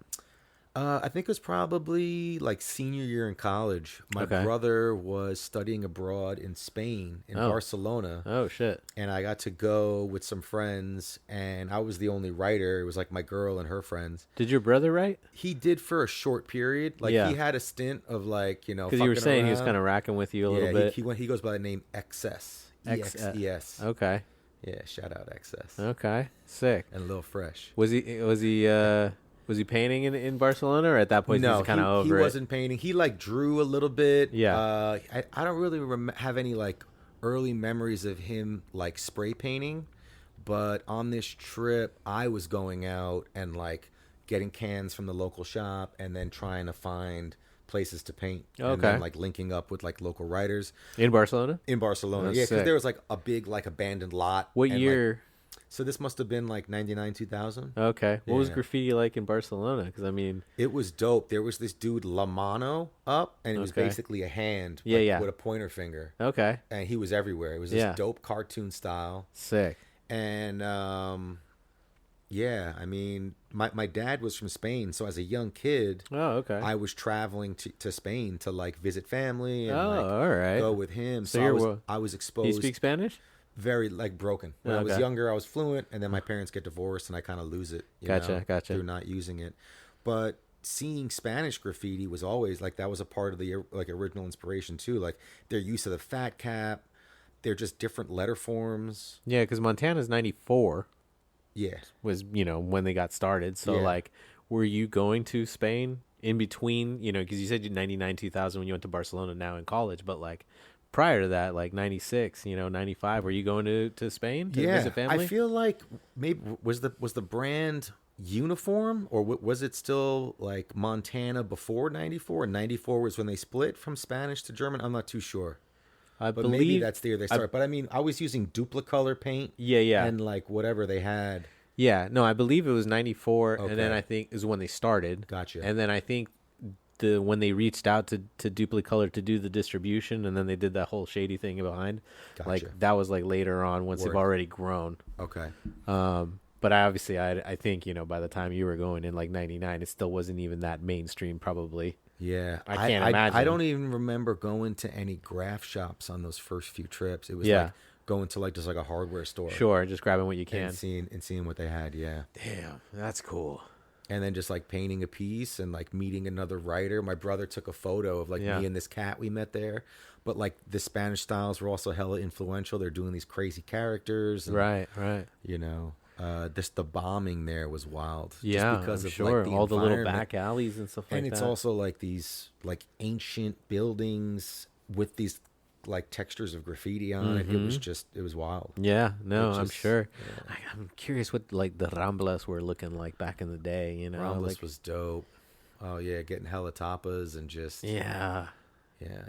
Good memories. yeah. Have you been to Barcelona since? I was there earlier this year. Oh, okay, all right, Yeah. yeah. So you paint like all the little cutty spots and stuff like that, or any We of the painted some like cuts in the street, and then there was this one major park that was near some spray shop, and we Okay. kind of linked up with this local cat Joel, and we did chrome pieces there, and it was a great time. Was it like a little legal yard, like the Tres Yeah, Chimeneas? like a chill little skate spot. Okay, yeah, I I think our think that- shit lasted a week maybe. yeah. Um, Yeah, that spot is so cool. I wonder what it looked like back then.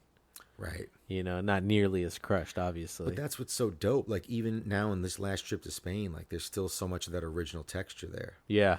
Like you're not seeing these areas that like are completely buffed out and there's no more history left. It's like No, it's just if still exists. If it the only there is no buff. It's like it's crazy how shit runs out there. yeah. Like I got throwies from fucking 5 years ago that people still send me, and I'm just like, fuck yeah. Yeah. You know, like Yeah, shit just to is be dope. like miles and miles and miles away. It's like they respect if it's on the gate and you're there and it's not complete bullshit, like it lives. Yeah. It runs. Yeah, you it's know? really cool. And it's interesting not to like jump like where we're at like in the timeline, but one thing I've noticed, like being out here on the West Coast now, been out here almost 3 years, Okay. is the ability for like a dope piece to live on the line. And like there's spots in the Bronx that are like, you know, at Hell's Gate, where Hell's Gate comes into the Bronx, there's a network of walls there where there were some ill ass productions, TFP Productions, INC Crew, like double decker shit that was ill. And then it's just like Bronx cats will be like, oh, it's a chill spot, we're just gonna do throw ups here. It's like, if it's a chill spot, you should be doing something with style and trying to like, no, don't do a throw up over a piece because it's a chill spot. Take that shit to the street. Yeah. You know, and it's kind of sad that like there's not these places so much where you can go and there's like a lot of fresh pieces and productions and people are kind of trying to up the level, right? Where it's like you constantly have this like ecosystem where there's just kind of like idiotic toys just doing their dumb throw ups, and it's like it's corny, you know. I don't know. And you're saying you don't really see that here? No, I see a lot more of the history like visibly lasting the test of time. Gotcha. And like there's a more respect. Yeah. And the kids that are bombers out here are hitting streets. They're bombing. They're not doing some chill throw up shit. You know? Yeah. I hear you. So that's definitely one of the differences. But Okay. I mean, so on the timeline we're talking, like I take this Yeah, trip I was to gonna Spain. say, talking about Spain, and then I did have one question for you around that timeline, but go ahead and finish with the. No, tell me what you're up to. No, well, so you mentioned that, like, you know, you're going to Philly, and then like in 2000 you got in TGE. So Yeah. I was just curious to know how that interaction went down. Yeah. Damn, I to be honest, I don't remember the exact happening. Okay. I know I was with Curve, Esteem, and Ronan, and I think it was on a trip to Philly. Okay. And I think we were there, and they were just like, yo, we got this thing we're doing, The Great Escape, and we want you to push this. And That's like the original spell out for it, The Great Escape. The Great Escape. It's based on the Steve McQueen movie. Okay. About the bunch of World War II POWs. Yeah. That are caught behind enemy lines, and they're just a resilient group of dudes that are just like, we are going to get the fuck out of here, and everyone has their own skill and talent, and they kind of form like Voltron, and they're just consistently like, you know, escaping. Yeah, and that's getting so out of fucking there. cool. Yeah, it's a dope flick. Yeah. Okay, cool. So yeah, so you were like you were there at the beginning then. Yes. Okay. I think it was like they started like maybe like a year before I got put down, but I think I might have been one of the first cats. I think it's 99, 2000, and then 2000. Mast entered the chat. Yeah. Sick, dude. Well, now, I was going to ask you all that as well. So as of right now, you're what? TGE, Lords recently. Yeah, and, Lords recently.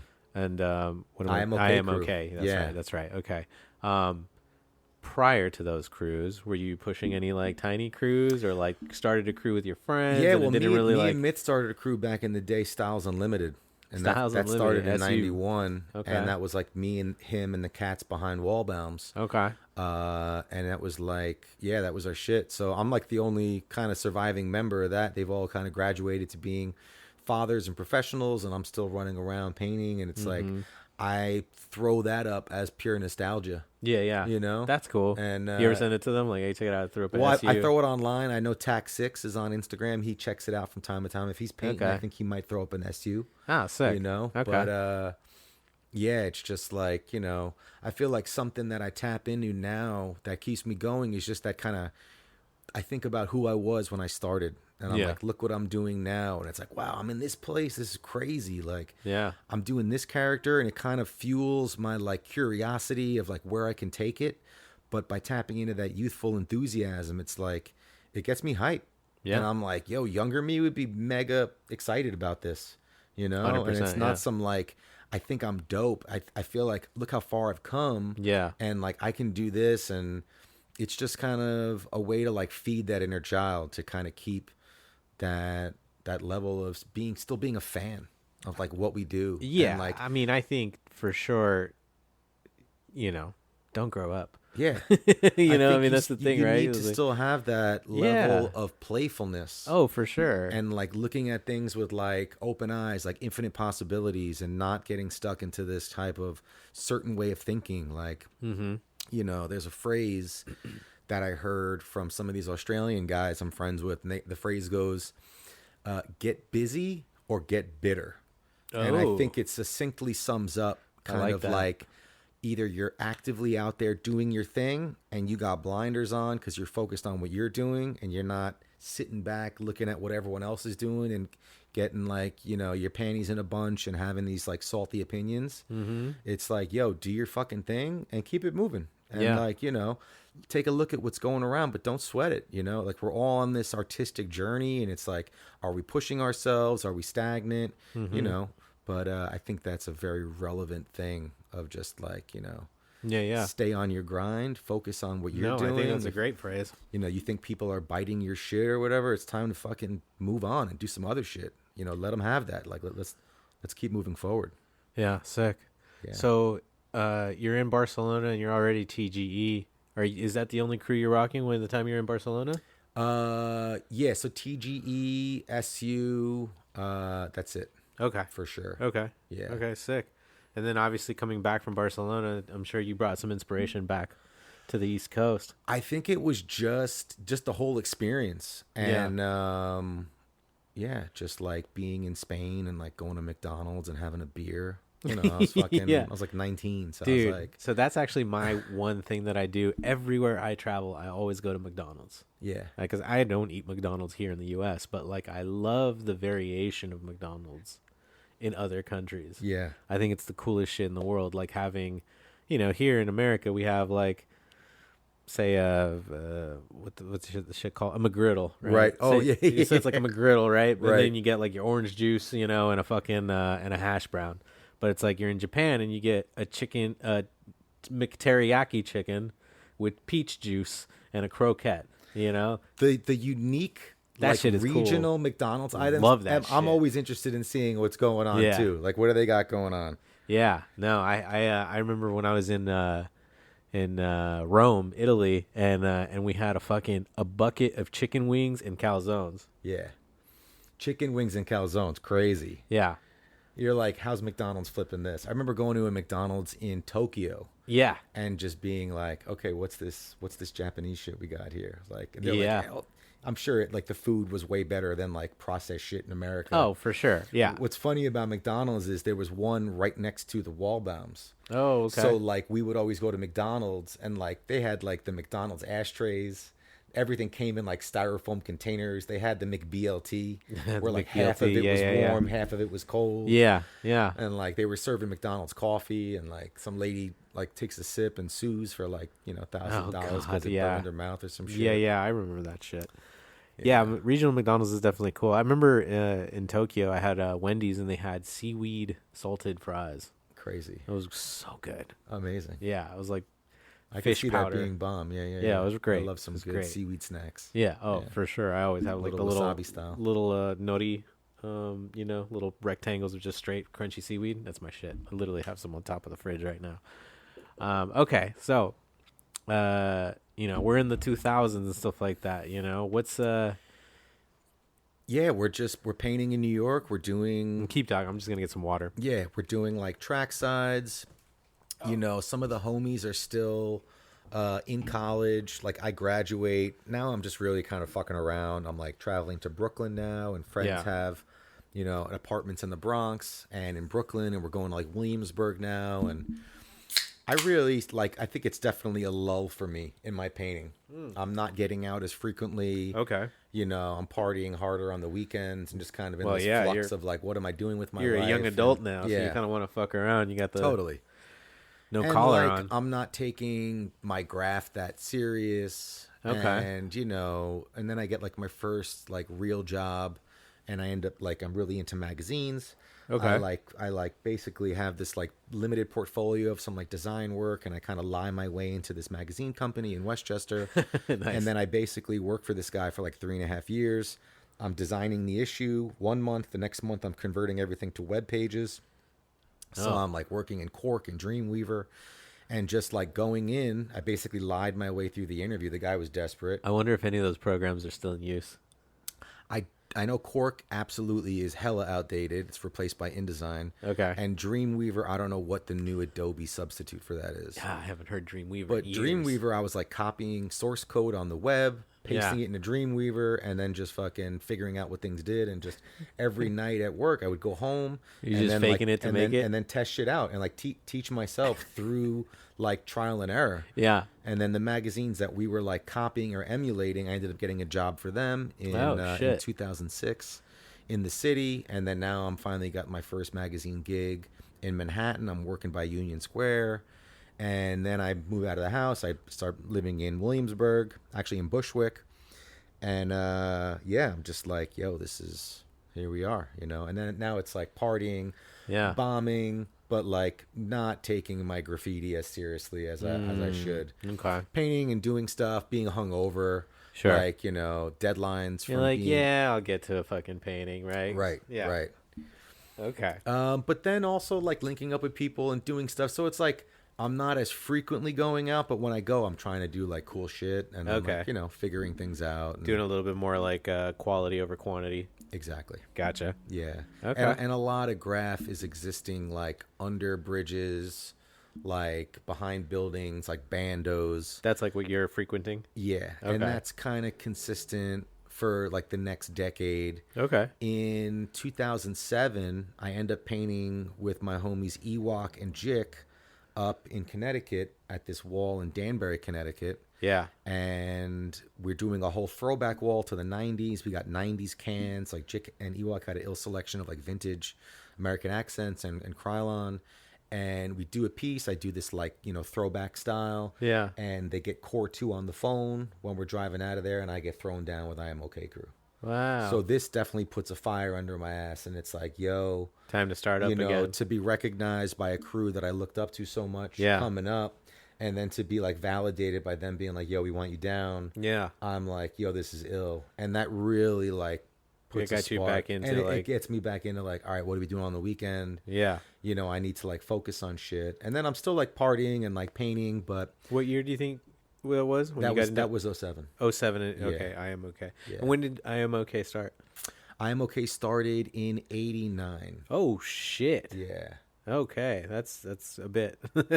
Okay.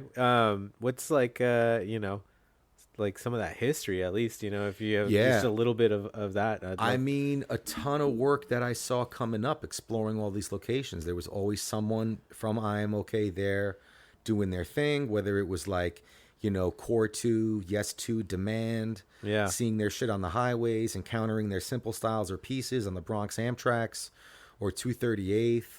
Chromag, E-Rock are two like just legends of the crew.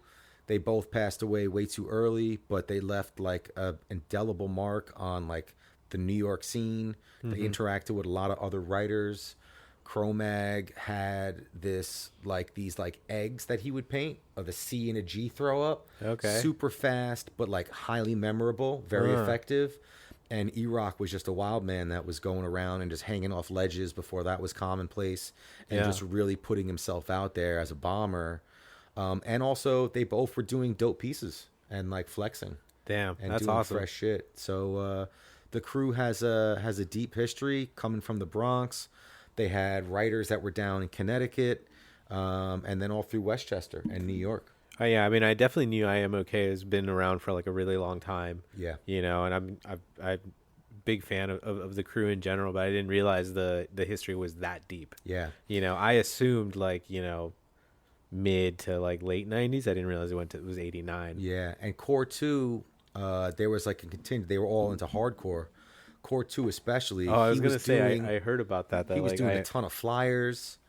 Hardcore scene, huh? Yeah, and big on the hardcore scene. That's really cool. Are you into that kind of music? Not really. Okay. No, I had Like I listen to it from time to time, but it's not like I was gonna say because because I mean, based on your characters, I would say you're definitely more like kind of into hip hop and Absolutely. you know, that old school flavor, like the four-legged stools of hip hop, right? Like b-boy and DJing, breakdancing, and graffiti. Like music has like taken me on an adventure. In the beginning, it was like exploring. Like there was this shop in Westchester that was an early skate shop called Sports Boutique. Okay. And that was a shop where like writers would leave stickers under the glass. They sold grip tape. There were decks. You could buy like, you know, gear for your board. Yeah, yeah. And then he was a super cool cat that owned the store. His cousin had a shop called Phil Orient.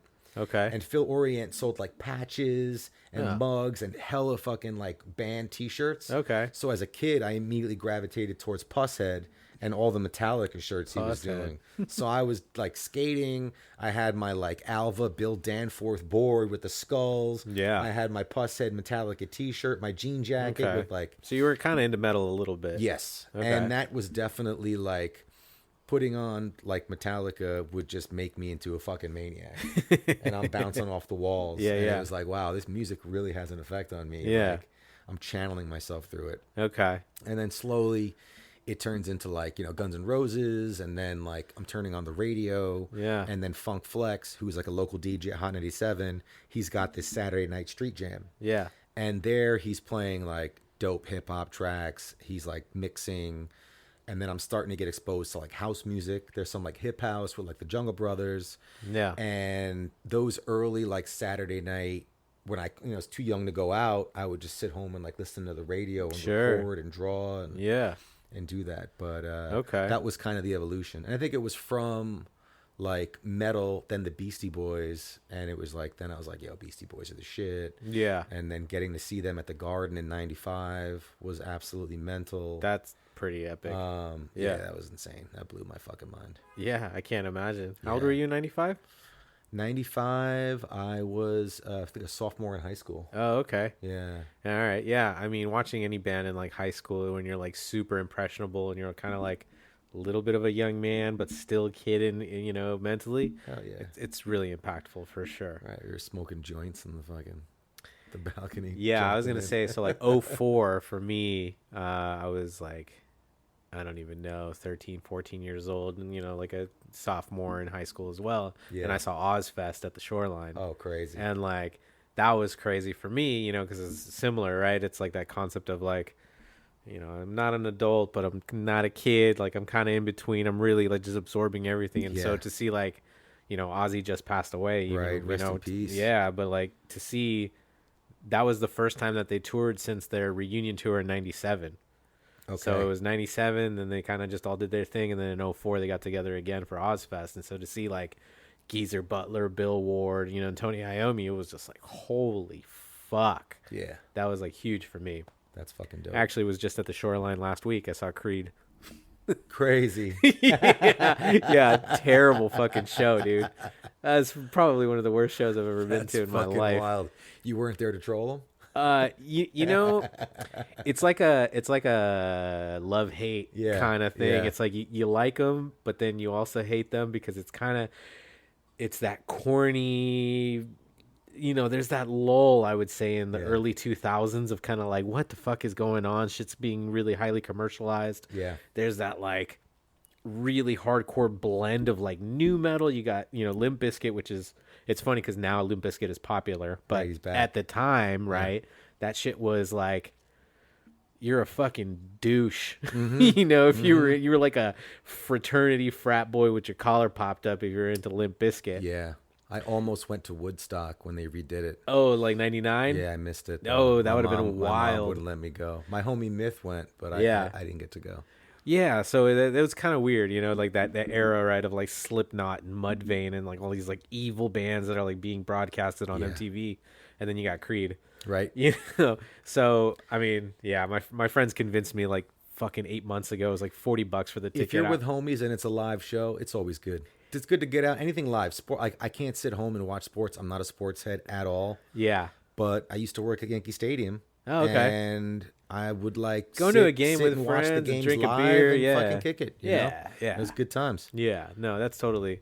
I'm right there with you. I'm not a big sports dude, but like Yeah. going to a game with some friends is always a good time because you're Right. talking in between. You're doing and something. Yeah, You're not sitting home with your ass, you know? Yeah.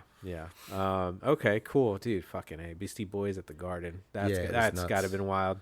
Yeah. Okay. Flavor Flav was the MC. Holy Yeah, shit. it was crazy. Yeah. Okay. Good times. Long before Flavor of Love. Oh yeah. You know, he's an ill pianist. He's Oh, like yeah. a classical, Yeah, like yeah. mega talented, like child genius on the fucking keys. I recently saw He's like crazy. a little podcast with him on it, talking about how the formation of the big clocks and everything like that. It was really cool. When I was in 4th grade, I had an Armatron stopwatch around my neck. No doubt. That shit So was fire. that was flavor then. Yeah, That was it.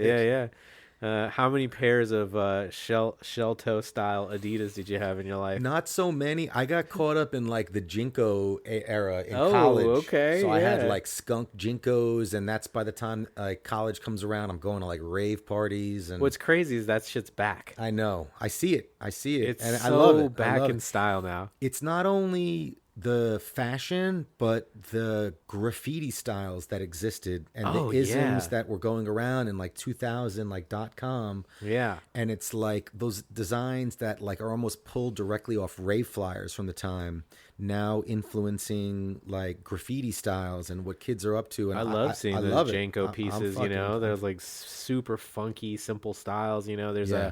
There's a brand right now that and I'm not sure the history of it, but I've noticed a lot of kids, it's just a throwy. It says Empire. Oh, sick. Empire jeans. You ever seen those? No, I haven't caught that yet. Dude, it's fucking I instantly caught my eye and I was like, what? And at first I thought it was like maybe like a brand of Janko or something like that. Yeah. But then I started noticing on a bunch of kids, I'm like, Empire jeans. Oh, it's just a throwy. Okay. It's just a straight up fucking throwy. I mean, That's I can fucking dope. pull it up, but like, Yeah. we can keep talking obviously about other things. It's good marketing, you know? Yeah. You're that young, impressionable. You're starting to make your own fashion choices, however questionable they may be.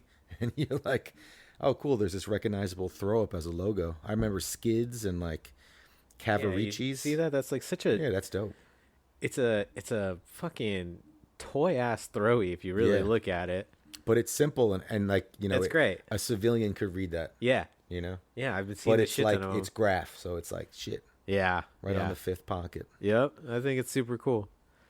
Yeah, I'm with that shit. So okay, so you're rocking Janko jeans. You can fit a Super Nintendo in your back pocket. Yeah, basically. And it's like if the jeans aren't covering the tip of the sneaker, they're not fat enough. You What know? was your Melbourne shuffle like? Oh, yeah.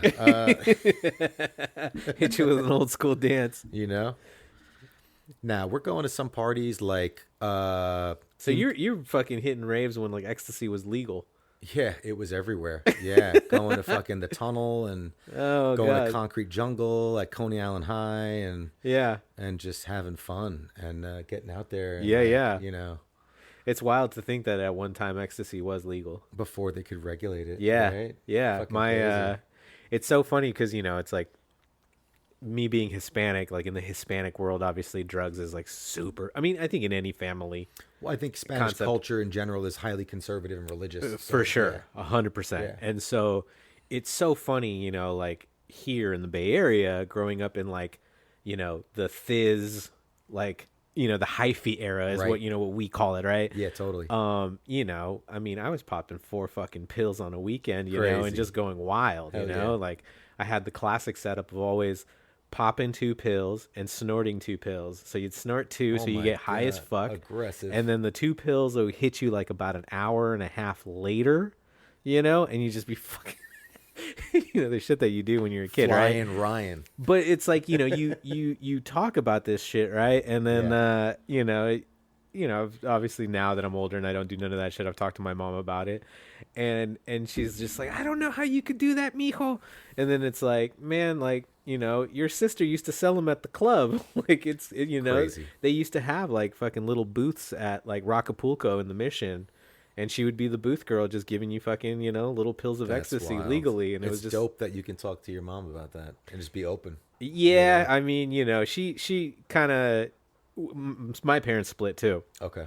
So like once my parents split, I like highly rebelled. My father was just like super overbearing. Yeah. And so to now not have that, and my mom worked 3 jobs to support 3 children, you know, she's like not home. I just like went off, and she's just like, I need you to work this out on your own because I literally don't have the time, you know? Gotcha. And so I got Yeah. to like really rebel in a lot of ways and kind of fuck up and have to learn my own mistakes. And she just kind of dealt with it like, all right, well, this is my son. Yeah. And, you know, I mellowed out, but Yeah. We had a similar experience, myself and my brother. We Okay. were like latchkey kids. My mom was a public school teacher. okay. You know, parents were divorced. We were coming home kind of like fucking around and Yeah, you yeah. know, doing our shit. And Yeah. Dad was ultra conservative. So it's like those weekends with him were just like very structured. We're doing this, we're doing that. Not like this open door policy at my mom's where it was like we were coming and going. The park was down the block. Right. We were just right. living our lives. It wasn't like Yeah. the weekend, if we didn't have like a sporting thing that we were playing in, we were just playing and just causing trouble and just And running that's when you around. had your time to lurk in those tunnels and stuff 100%. like that. Yeah. Gotcha. Yeah. Okay. So then once you get into I Am Okay, just Yeah. to kind of like steer the conversation a little bit back, but Yeah. you know, you got this fire under your ass. Yeah. You know, you still over there in Bushwick? Yeah. Still over there. Starting to get more paint and like, you know, getting access to like iron lac that was first getting flown into the US. and Yeah, Evolve silly paint. string. Yeah. And like they had like a bunch of reject cans that were selling for mega cheap and Yeah, I'm yeah. using those. And then The early years of Iron Lac. yeah, 100%. And we're just like, you know, finding bandos to paint in. Yeah. And every weekend, that's the thing. It's Yeah. like, you know, we'll party at night, but during the day, it's like, yo, what are we going to rock? What are we doing? Sweet. And just like, yeah, finding places to paint.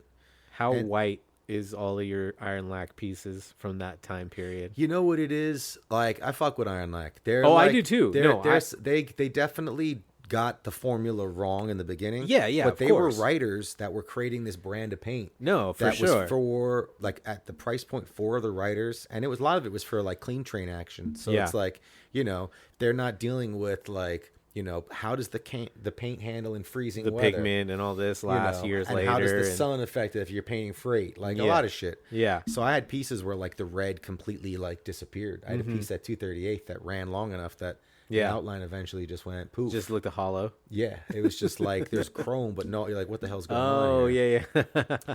But what was dope about them was that they kept on working on the formula and like figuring shit out. Oh, and yeah. they had a No, lot of they've bad press evolved. with them, but they did. You know, I will say though, those early years of Iron Lac memes were pretty funny. yeah. I mean, and the know. paint had a smell to it, which Oh yeah. if the paint was made in the States, it'd be like someone making a spray can that has the nostalgic smell of ultra flat black Oh. or cherry red. Yeah, yeah. Which I think any head from the States in the 90s can be like, yo, that's the ill, like, you know, That's the good throwback. shit, Like, yeah. you know, that's pure nostalgia right there. Yeah. So they had a brand called Bunt Lac, and that's the smell Bunt that Lac. you smell in Iron Lac paint because it's their throwback of their nostalgia. So that Oh, smell to no us is shit. like, this shit smells hella chemically.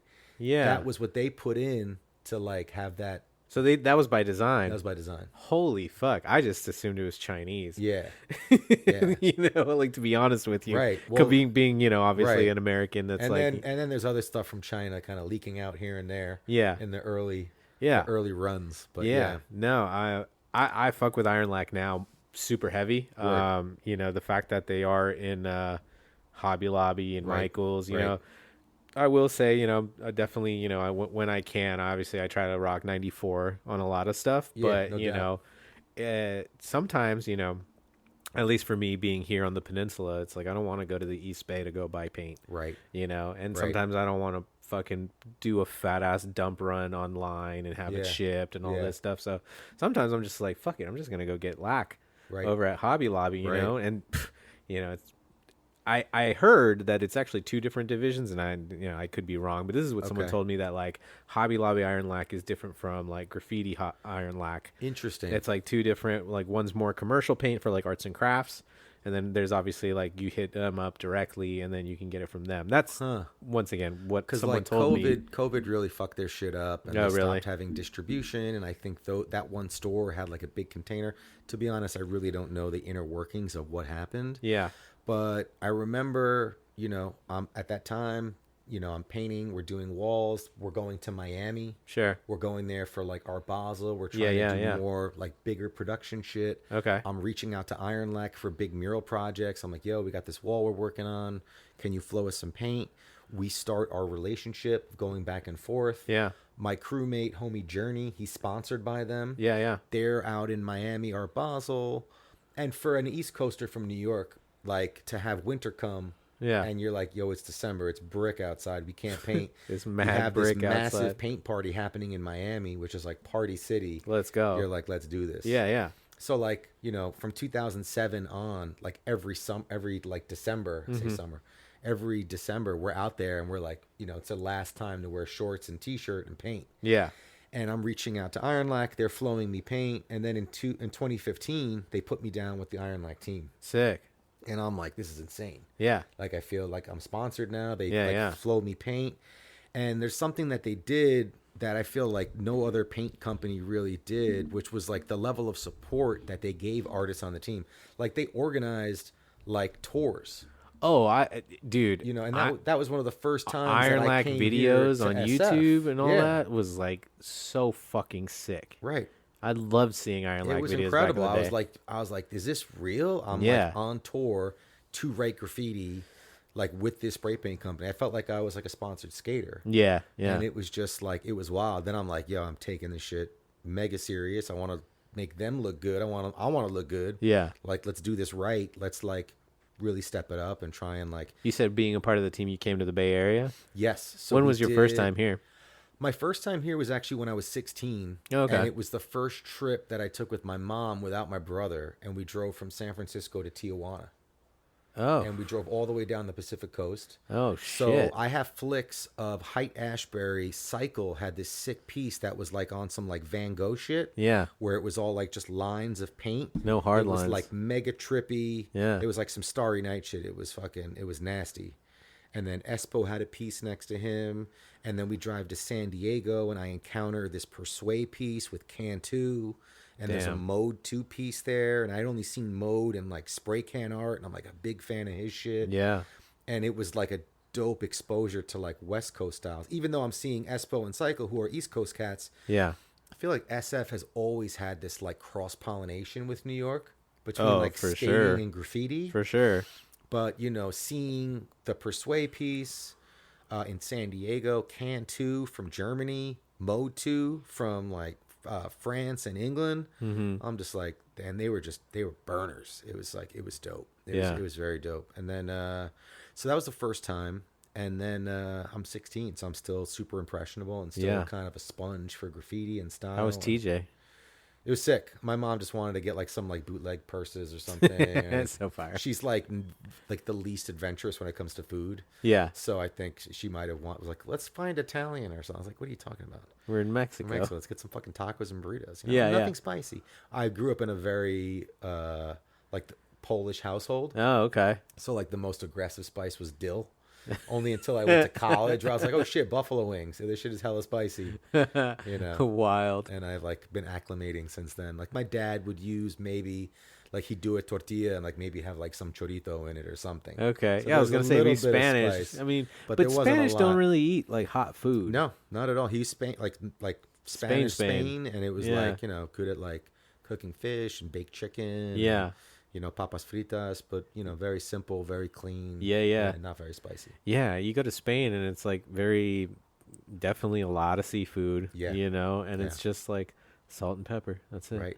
It's Oil. like, yeah. Olive oil. Yeah, exactly. Yeah. Yeah. Tons of oils, like Good stuff. yeah. Yeah, that's very interesting to kind of grow up with that style of I'm sure coming over here you're like, "Oh, fuck, it's a lot spicier over here." Totally.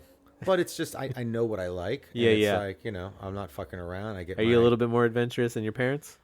Oh, 100%. Yeah, okay. 100%. Like, I love everything. I just Okay. can't handle, like, I don't like tasting spice. I like tasting food and flavors, and if things are too hot, it's just I not agree with you. enjoyable for me. So, Yeah. but Okay. I eat absolutely everything. Okay, word. Yeah. Okay, sick. So you're sponsored by Iron Lac. You're Right. traveling around doing some traveling sick ass around. burners. Just having fun. Yeah. And then What was that like though? I mean, like, were they like booking you a hotel and you're like, yo, you're gonna be here and you're gonna rock a jam. We're gonna send you paint we were booking there. some budget ass hotels. Well, yeah, of some course. roach hotel, but loving every minute of it. Of course. That was at a really big, like, kind of turning point in my life because I was involved as an editorial art director in magazines until 2013. Okay. And then in 2013, I had the opportunity I was actually coming back from Art Basel after painting. Okay. And then I got a call that I was selected to work on a mural for LinkedIn in the Empire State Building. Oh shit. So that was my first like major commercial project. I'd done smaller things, but that was like 3 months salary from magazines in one project. And I was like, yo, the deadlines, the last magazine I worked at was TV Guide, and the deadlines were so intense. Like the TV Guide? TV Guide. They Wow. actually had a I'm like, why does this thing still exist? Yeah. All these flyover states don't have the internet. Yeah. And they still want to get that TV Guide in the newspaper. Yeah, I mean, every if week. there's a market for it, they're gonna put it out. And they were selling ads for like, bedazzled like dog hoodies. But like people were eating that shit up, and that's what was keeping us afloat. Okay. And the Friday deadlines were driving me insane. Yeah. And I was like, I made a point to be like, look, I need to like start focusing on my artwork. My artwork is suffering, and I really want to step my game up. And then this mural opportunity comes along. I go back, give my 2 weeks, I quit. So now I'm just hustling, graphic design and hustling murals. Yeah, yeah. And then 2 years later, I'm in Miami, and Iron Lac gives me the nod. They're like, yo, we want you on the team. And I'm just like, it's happening, and I'm just keeping my blinders on, and I just keep pouring my energy into my work and like staying positive and working and struggling and just like figuring out the way to work, like to do it, how to keep the lights on. Yeah. And it was one of these things where you just have to like, literally you have to lean into, this faith that the universe will provide. Yeah. Yeah. If you keep putting it's a your leap of energy faith. into the thing. Yeah. Yeah. And it's like, and little things would pop up, like someone needed some design here or that, or the small job there. And it somehow worked. And it's been, over since? almost 13 years since then. So Jesus. it's kind of crazy. Congrats, dude. Thank you, man. Congrats. Yeah. I trust me. I know it's, I talked about this earlier. I obviously still have my day job to keep the lights on here, but like with the whole sticker printing business, it's, it's 1 week will be like, holy shit, why did I even start this? I don't got a single order. And then the next week it's like, oh, I'm fucking booked for the next 2 weeks of just sticker orders, and I'm fucked and I'm stressed out. And then I'm like knocking them all out. Then I'm like, man, no one's hitting me up. Like I'm worthless, And I know. So it's like a constant struggle of like that, like self-doubt and the paranoia and the fear. And it would also influence like what jobs I wanted to take. And it was like, I would start like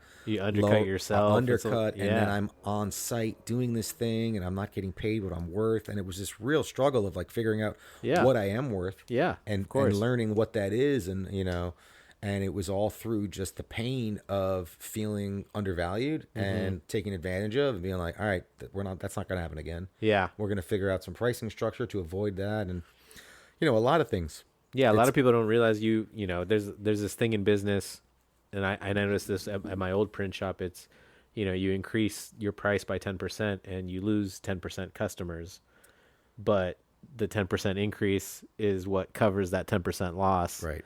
And it's like, you're still being paid the same amount of work for a lot less. And then, you have that bandwidth. When rent is due, though, it's like, oh, I hear you. Fuck. Yeah, I hear you. You're like, I'll take what I can get because I need to pay now. Totally. Okay, so you're with the Iron Lac team. How long were you with them for?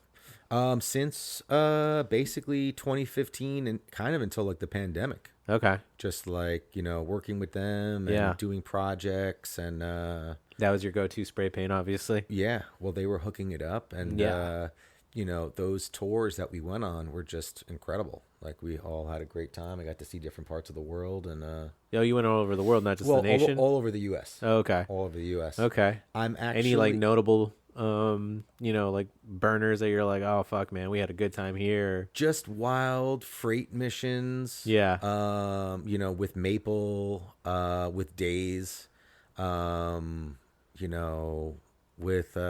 of the Iron Lat guys, with Toozy. Just good times. Just like the camaraderie of being together on a team. We were in LA with Ewok and Vizzy and Trav and painting with them, and we got to paint like the Rebel 8 factory, or the headquarters in Los Angeles, and just meeting cats over there, and it was just amazing. I can't imagine to see different parts of the world and just be like, yo, I'm here just to paint, and just like amazing.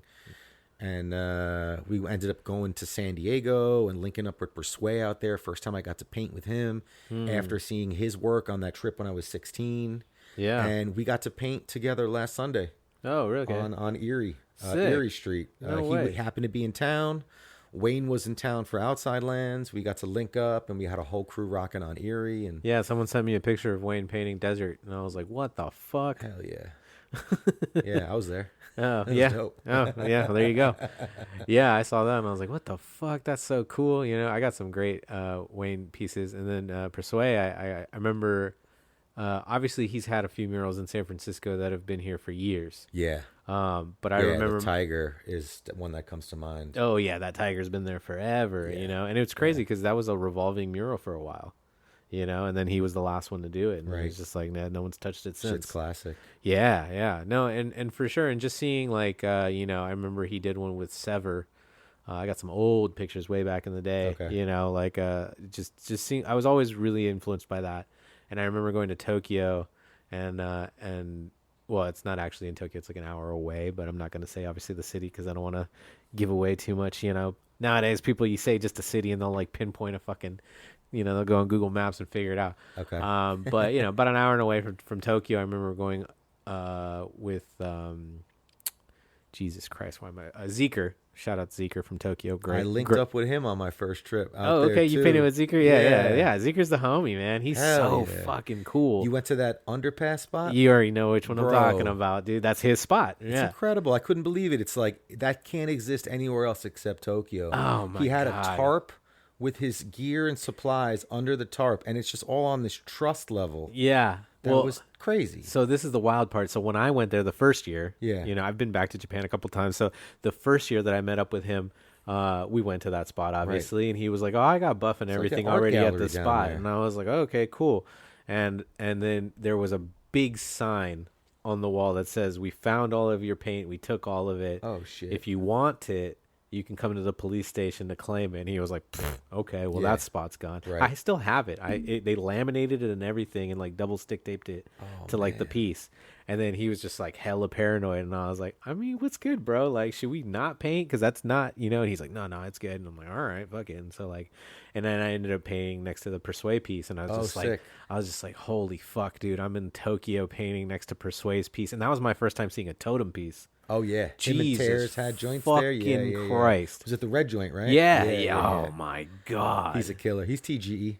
Yeah, totem too. He's I mean, he's I will say he's gonna go down in history as one of the greatest graffiti writers to 100%. Ever live. I mean, it's just ridiculous what he does, and so it's like, I mean, I've never been to Atlanta, so it's like I can't say that I've ever seen a totem piece in person. So to be in fucking Japan of all places under this cutty little spot and then seeing a totem piece and painting next to Persway, and I was just like, I shouldn't be here. This spot's way too cool for me to be here. But I've been back since, and it was so cool. And actually, the last time I was with Tenshi, and right as we get out of the spot, dude, I had my GoPro and my 360 on, and I made a little edit right as I'm walking out and shit. As soon as we step out onto the street, fucking cop rolls right next to us, and I was like, "Oh shit, keizatsu!" That's what you said in Japanese. And so we're just like freaking out. Oh shit, keizatsu! Let's get the fuck out of here. It was so crazy to see. But yeah, that was like the first time that I seen like a Persway piece out of San Francisco. That was just like, holy shit, very impactful for me. Yeah, very dope. That's tight that you painted that spot. That's such a killer so ill, spot. Right? Yeah. Yeah. Crazy But yeah, he experience. told me the whole thing. I have my tarp here. I got my gallons. I got my rollers, my poles. And I was just like, and like no throw ups on jetpacks on top of anything. Just No, like yeah. here's the walls, fresh pieces. It was like a art gallery yeah, that existed legit. there, like legit. highly curated and just like everyone doing dope shit. Yeah. Yeah. It was really cool. And then, when he said that, I was like, cool, fuck it. Let's go, And yeah, great spot. Hell yeah. Shout out Zeker. Word up. Okay. So international travel, I'd love to talk about that, man. I mean, obviously Barcelona, Tokyo, what are some Yeah. memorable spots for you traveling around the world? I feel like recently I have so much like gratitude just for the amount of traveling. My partner is from Europe. She's from Sweden. Oh, okay. So traveling back there to Sweden a bunch. Yeah. And then just like Pretty dope scene in Sweden too, right? Yeah, totally. On the first trip, just finding that local writer to take me out. And it takes that one, right? And then it's like, oh shit, a New Yorker was here. And the next time there's like two cats that are like, and now there's like a whole scene. It's like, I know all these guys and I go there. I know the spots to go rock. But it's like, I have a crewmate in Norway. So I link up with him when I'm on my way to Sweden. Great to see him. He's doing his fucking thing over there. Nice. And I think it's just traveling, like, let me think, like going to Greece, going to Athens. Athens has an incredible scene, super talented writers out there. China, Poison, like good dudes doing dope graph. And then you're just in this like amazing countryside, and there's like, you're painting a wall, and there's like, sheep and a farmer like right there coming by. It's like, it's like insane. Yeah. That's so cool. Trips to like this year, I've been grateful enough to go to Finland. I was there in Vasa, Finland, up north.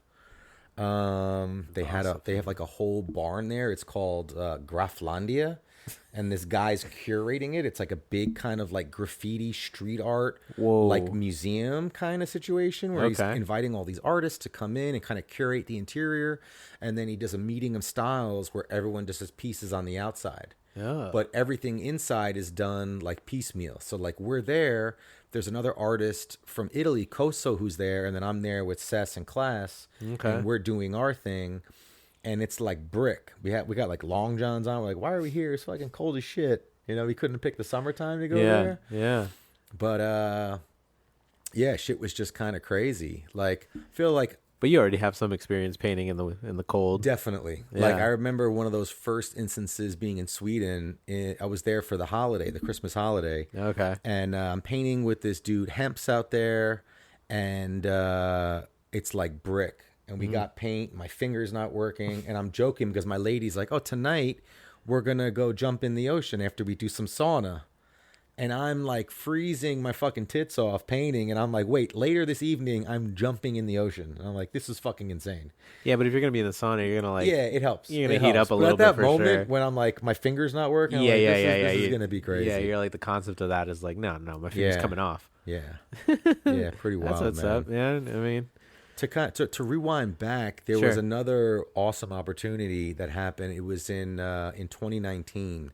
The Museum of Graffiti was opening up in Wynwood. Oh, yeah. And I got hit up by Sess to be involved with the team that was going to do a mural. So it was Sess, Doves, Yes2, and myself. Okay. And I feel like that was another one of these moments in just me painting and as an artist where it was like, wow, I was getting called up to the big leagues. Yeah. Like I was obviously doing something right. Sess is someone that like his work was very visible to me coming up. He was definitely a benchmark for style and placement. Mm-hmm. He was doing a lot of traveling. You were watching these videos, FX Video, the magazines. Mm-hmm. So he really put in that type of like, get good at graph, travel the world, link up, go to Europe. Him and Wayne, those are two people that I look at for like, this is how it's done. Yeah. Wayne still someone from the train era, like early on trips to jams out in Europe, really being, that like real ambassador for the culture. Oh, for sure. And just leading by example. Solid dude, amazing, graffiti style, solid human being. So yeah, the Museum of Graffiti wall happens. That's an incredible opportunity. Love putting that together, just like the whole process of us telling our story as graffiti artists, and then doing a mural for the Museum of Graffiti. Like, this is incredible. Such an ill opportunity. And then just getting to link up with Cess, and Yes and Doves, people that like I've been watching their work coming up, amazing artists, and we get to come together, and that was dope. That was really impactful. And then we got to take that show on the road to Oklahoma City. Yes 2 wasn't able to join us, but it was me, Cess, and Doves, and we did a mural themed about Nas's New York State of Mind. And they have a mural festival out there called Plaza Walls. So that was a super dope opportunity. Another Oklahoma, jam. huh? Oklahoma.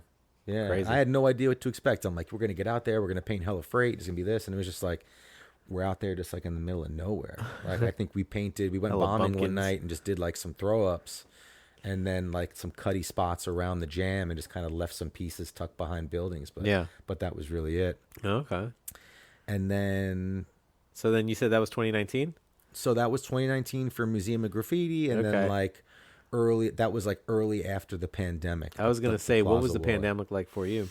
Pandemic like for me was, so what brought me out to the West Coast was my partner getting a job out here. Oh, but before she went full time, she was freelancing. Okay. And I remember the pandemic hit, like I was coming out here every 2 weekends, and then she would come back to Brooklyn. And she was back and visiting for the weekend. And So she was part-time here, and then so you were kind of just like bi-coastal for a bit. Yeah. All right. And she was back in New York, and as like the weekend, I like started getting like allergies again, and I'm like, there's this fucking like super virus out there killing people. And I have like a sore throat and like scratch. I'm like, what's going on? Am I gonna die? Yeah. And then I'm like, we go to this restaurant, and this waitress is like, what is this bullshit? And I'm like, bitch, I got this thing. I could fucking kill you. I don't even know. But it's wild, man. You know, she ended up getting on a plane and heading back to the West Coast, and she was able to work and do her thing. Mm-hmm. And then New York suffered, like we went through shutdown. Yeah. And I think the East Coast definitely got the first especially hit. in New York and like in Brooklyn. It was wild though. The city came together like at 7 p.m. People would hang out of their windows and bang their pots and pans, because that's when all like you know, the essential workers and the first responders, like all like the hospital staff, they were changing guard. So there was this kind of like unified support for them. But like people were figuring it out. Like I was washing my groceries and I was doing crazy shit because you just didn't know. Yeah, you really didn't. But like graffiti offered this outlet where like I could link up with my boys. We could paint. You know, we weren't going to go to a bar after or a restaurant, but we could go to the yard. We could rock. And me and the I Am OK cats, we started focusing on these trash trains. I was going to say, that like nobody was fucking with. Yeah, because I mean, like, for me, when lockdown came in, I took full advantage for graffiti. So I can't imagine, like, you know, did you think about, like, you know, maybe not Freedom Tunnel, but like, you know, like, oh, some epic spots that are maybe a little too dicey to get in, like now's the time to capitalize and get in there. Yeah. You know what? I didn't make it to Freedom really during pandemic times. I feel like before and after I've like had visits. Yeah. But it was really this 1 yard of trash trains, and it's got this backdrop of Manhattan. And it just felt like we were just like a little bit of the old days. You know, you could see the city. We're painting these trains. Nobody was really putting a lot of energy and effort into like style on it, but it was cool to do throw ups and tags. And it was definitely a place where we just had an outlet to like link. Was it and like a storage yard where like these trains were like just kind of like like a storage yard where they would pull them in and out, kind of like I guess like a yard on the line. They were. But you're saying trash trains? Are they like trains that are no longer active on the line? No, these were trains that were used by Department of Sanitation to transport trash. Oh. So these things fucking in the summer they stunk. Literal trash trains, yeah. Okay, gotcha. And it was like, you know, if you had a cool freight spot, that was dope. But like freight riders weren't fucking with this. They're like, trash train. Why would I fuck with that? That's like below me. Yeah. And we were like, oh shit, this is fun. Like this is ours. Yeah. You know, let's do this. Damn. Were they buffing the trash trains? Hell no. Oh. No, they don't give a shit. So you were just hanging out on the weekends with your friends? Hanging out, daytime, like wherever, like day, week, day. You got some good flicks from that time? Yes. Yeah. A lot. And it was really spearheaded by X-Suit. X-Suit was like, he was the dude going in and like really turned it into something. Like he started that whole culture. Okay. And it was something the crew just got into, and it just became like our thing. Damn. So for like pandemic times, that and like painting other spots. Little trash bandits. Yeah, you know, and it also ran around Brooklyn. It runs into the Bronx. Oh, so people would see them on the tracks. Oh yeah, Oh, like fuck. you know, you're on the BQE over in Queens and in Woodside, and you're like, the trash trains are laid up, getting like highway visibility, or they're going over the Hell's Gate Bridge. And it just looks ill. Yeah, that's so it's no, like they're definitely. moving, Yeah, you know. It's funny. There was that movie that came out, the documentary about freight train graffiti. Okay. I think it's like Rolling Thunder. Oh yeah. And there's a scene where they're talking about like how like graffiti on freight trains looks like shit, and there's actually trash trains in the back of the scene, and X Soup and I have a panel that's rolling by right when they start dumping on trash trains. Oh, God. And I love that. I'm like, it's great because it's like I gotta rewatch normal that. heads aren't really fucking paying attention or care, but we were like, yo, this is ours. It was a pretty cool And- documentary. I saw it when it first came Yeah, I out. I thought think it it was was on dope. like Stars or Showtime. Showtime. Yes. Okay, yeah, I was gonna say one of those. Yeah. Yeah. I remember it came out, and I remember getting Showtime literally just for 1 month, just so I could see it. You know. I thought it was dope. Yeah. I had a bunch of friends in it. It I was wonder just if cool it's to on hear the story. DVD, if I could buy it, or Yeah. like Blu-ray or some shit like that. I remember it was pretty cool. I've seen someone recently start to clip it. Okay. Yeah. Okay. Sick, dude. Fucking trash trains. Yeah, COVID, bro. Fuck. Yeah. All right. And then I remember a trip out here, and it was after lockdown. My first time visiting my lady. We rented like an Airbnb, and that was my first time. At this point, when you're visiting on the weekends, you're linking up with like local riders and painting around here. Not really. Like Oh, okay. maybe like I got two crewmates who are out here Yeah, in TGE. I got Journey and Twigs. Right. And then lead I Am Okay. Yeah. So, linking up at that time, painting with Journey. We're going to paint some freight spots. My first time hitting up Desi. Okay. And it was insane. I'm like, what the fuck? It's like a gigantic community of homeless people. They're like having a fucking like a meth rave. Yeah. I'm like, the world is fucking ending. Yeah. We're walking in. There's this guy that's like commandeered this RV and these gigantic monitor speakers, and he's blasting just like Motley Crue, girls. I'll never forget this shit.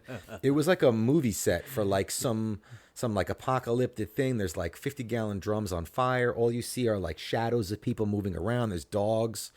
And then we get to the yard, and it's all auto racks, and there's like an abandoned Denali, and like there's like 5 sets of kids painting. Yeah. Like I know what it's like now because I'm familiar. Sure, but that at the first time- impression was just like, yo, That was your first impression to like West Coast freight yes. graffiti? And it was like, That's great. and then it was like, I'm like, we get there, and one side is lit up, and the other side is not. And I'm like, this side, the dark side. And they're like, no, that side. I'm Yeah, like, we you get the sure? better light. Like this is chill. And coming from the East Coast, like I got this radar that's like, Oh, this for is sure. this is not cool. And It's that's the been Wild something West I've for a had reason. I've had to acclimate to. It's like, turn that down. This is cool. Yeah. Don't sweat it. But Yeah. like all of that scenario back east was always like, nah, this is Yeah. like there's gonna be like a canine unit, you know, Amtrak police don't fuck around. Yeah. So it's like a lot of that stuff. Yeah, it's just totally like, different here. It's an anomaly. I was painting with Ambo Yeah. a couple of months ago, The and homie. yeah, for sure. Hell yeah. And same thing. We pulled up to the yard, and then we were going. You know, we were walking down the line, thinking, you know, because we I haven't painted with him, and so I was like, oh yeah, let's get a fucking car together, let's match up colors, you know, do the whole 9 yards. Yeah. And he was like, yo, there's a GATX, let's go hit that. Right, I want right. to hit that. And I was One like, of the "Let's-" new joints, the gray ones. The blue, Oh, nice. yeah. And I was like, let's roll, you know. And so we get there, and all of a sudden I'm like, that freeway can clearly see me right there, you know. Like we're really further down in the tracks, we're not like in the cut. And I was, you know, even me growing up here in the Bay Area my whole life, even I looked at Ambo and I was like, I mean, I know, I'm not gonna say obviously what city we're on for the people that don't know, but you know, I know it's pretty chill, but like straight freeway. And he's like, nah. And I was like, all right. You know, it's just so crazy. Like even for locals, sometimes you think about it and then you have that out of body experience when all of a sudden you just actually look at the scene and you're like, that's wild. I'm getting away with this. Yeah. You know, It's definitely like on the freight culture in the US, it's an anomaly. yeah. I think something exists similar in LA at this moment in time. Yeah. But it's also something that I look at like let me take full advantage of this while I have it now. Well, you can, yeah. Because I've been around long enough to know that like things like this don't last very long. For sure. So Yeah. it's like, let's enjoy it. Let's try and like, keep it as good as it is for as long as possible, because one day it won't exist. And I know that it hasn't existed forever. Like certain cars haven't always been pulling up there. And it's like, you try and take advantage. So that's something I'm definitely trying to do, and having access to like auto racks and just like a nice supply of freights is something that I had to travel a lot further in New York for, or there was a lot of politics and whose spot it was and this and that. And getting permission that to type even be of in the politics yard doesn't really exist not out over here. So it's like, Yeah, no, I mean, that's I think anything in life, there's peaks and valleys, right? Totally. And so, I remember when I lived, in the East Bay, we had a yard. I'll bleep it out, but so then what I'm talking about. Yeah. Right on. That was the spot, and we, it'd only have a couple cars at a time, but like, it's just, we'd all go there, and I'd paint in there a bunch of times with some friends, and it's gone now, and it's not even that far from, obviously the yard we're talking about now. Right. So, it's, you enjoy it while we can, right? Because it's like for me, going back, those original freights I was seeing in Mount Vernon, Endico, those reefers that pulled in, that shit is all dried up now. Yeah. I mean, the East Bay is very interesting. Yeah, it is.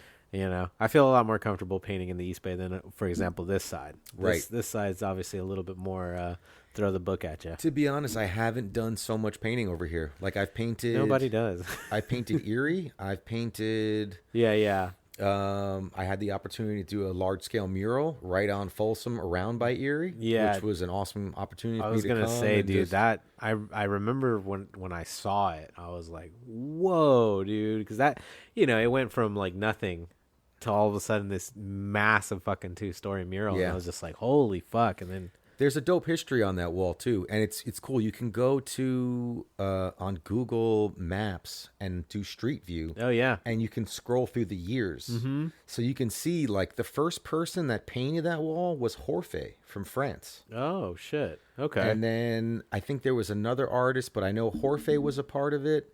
And then Optimist, and then Pose MSK. He had the MSK guys on it. Yeah.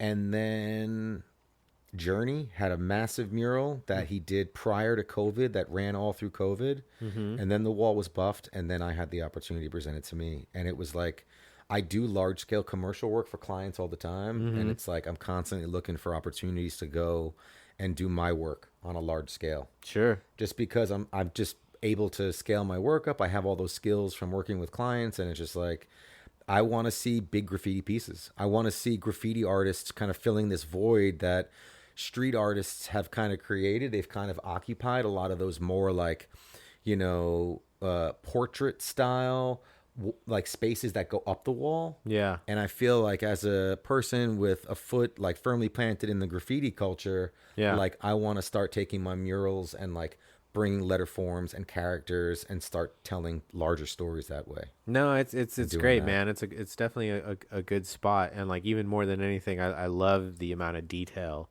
Thank you, man. Yeah, not trying to sit here and like kiss your ass, but I've had to like actually like get out of my car and like stand there and look at all of the little subtle details in like certain things going through certain letters, and you changing like the shade of the letter that's going through something, and like all those little things is just like when you have the ability to do all that, that's when you really get that like expansive of like, this is what it can be, when you're not limited to like, all right, I guess you can go ahead and rock something here. It's like, no, let me flex, dude, It's that was a fun one. Yeah, it was nice. How long did it take you? That was like 7 or 8 days. There was like, I had like a job that popped up in the middle that was like some super last minute shit. Okay. And then dodging raindrops, and doing that. And it was right before Christmas holiday. So it was like right at the end of 24 in December. How much paint you think you dumped on that? Do you ever count? I should have. Yeah. Shout out to Montana Cans for the support on that one. Okay. That was, they hooked it up. And then, but everything else was out of my pocket. It was like paying for the lift, any additional paint that I needed, and just being like, my my fucking crewmate Journey had a sick mural right before I painted there. Yeah. So it was like he already set the bar, and it was like, how do I do this? Yeah. And how do I make it my own? And like it's kind of like an ode to the neighborhood there. Like I love going out and seeing DJs and music, and Public Works is right down the block. Yeah. Public Works is a great spot. Like awesome spot. Seen so many ill acts. Mark Farina, seen Goldie, Derek Carter, like damn dope fucking DJs there. Yeah. And to have like, kind of when I paint, I'm always putting on mixes and kind of curating the sound. Yeah. Music is a major part of what I do, whether it's hip hop or electronic, just having some sounds going to set the vibe. You know?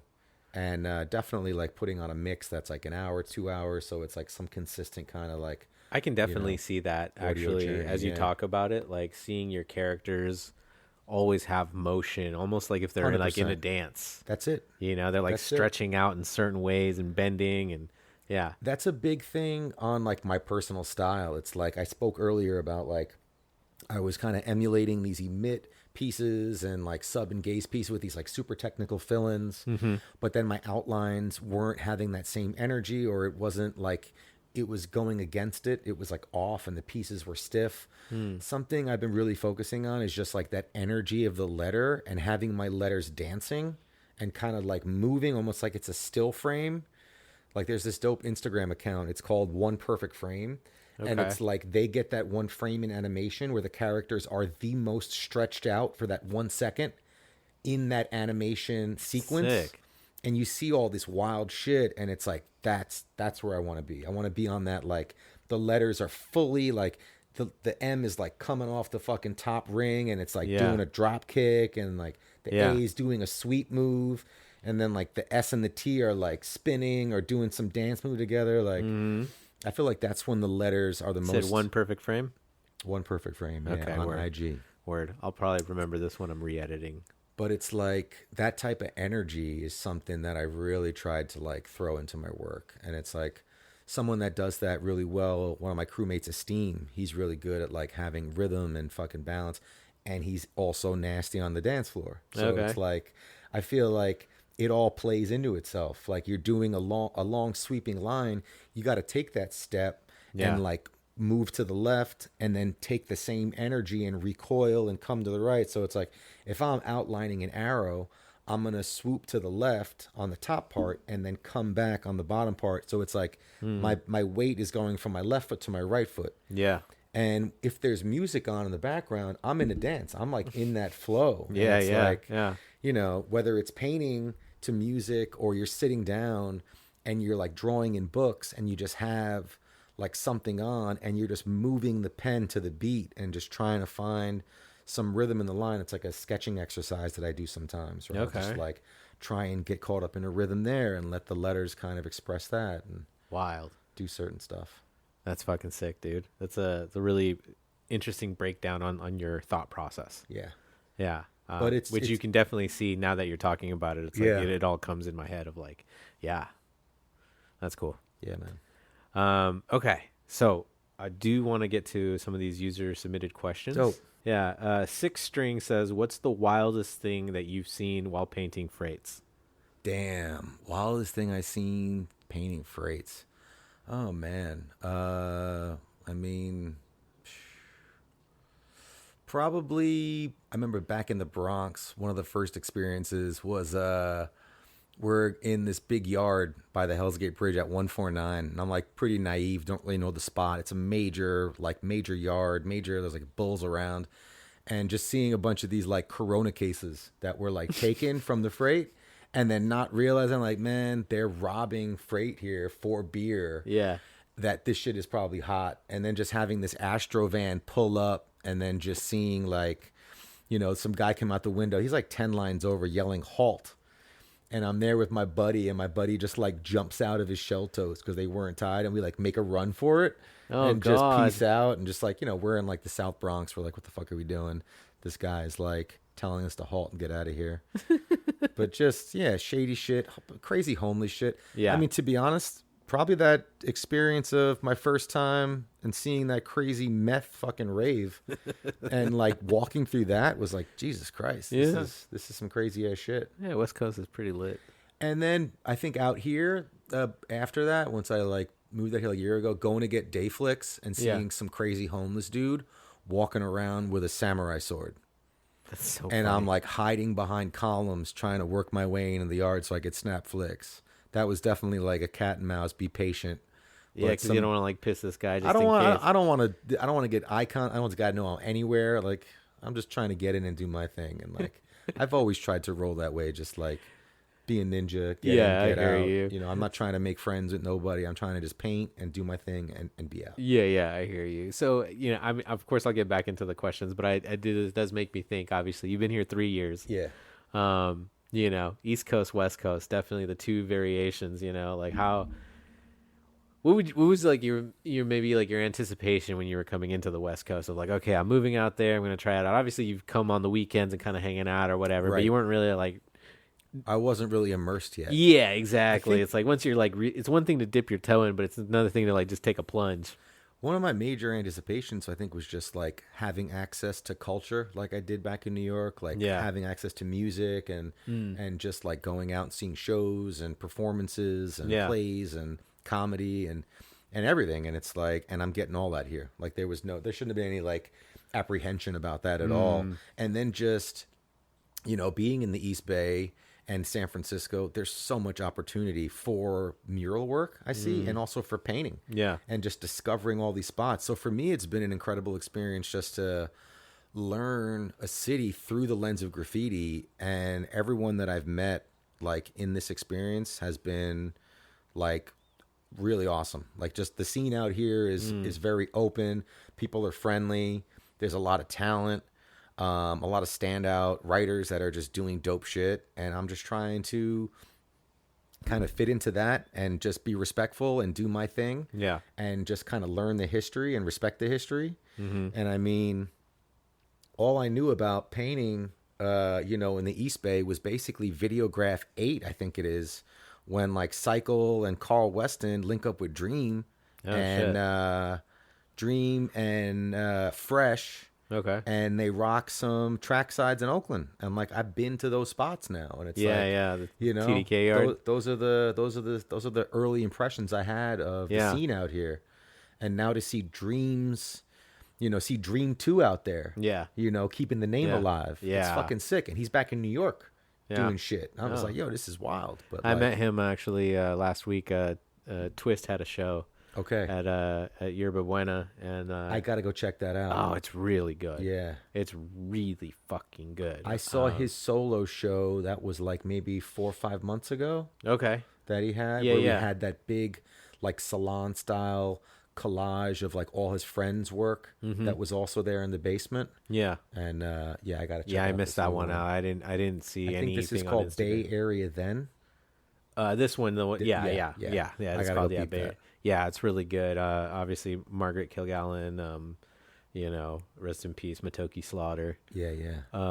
Orphan, rest in peace. Right. Obviously, Dreams pieces are in it.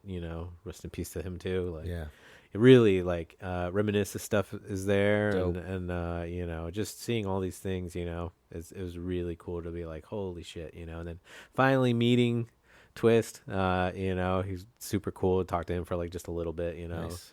That was He seems like a very humble, cool cat.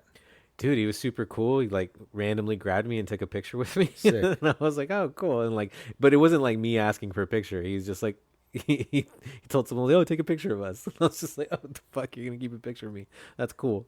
And then I asked him to hit a 228 just because, I want, a piece for the course. collection. No and, doubt. And it was the funniest thing. He goes, not really a big fan of America right now, so he didn't want to hit the 228 because of the United States, so he hit the back of it. And I'm like, that's Okay. fucking cool. Okay, crazy. I mean, I get it with like the political atmosphere that's going on right now. I'm sure there's a lot of things that, Hella polarizing. yeah.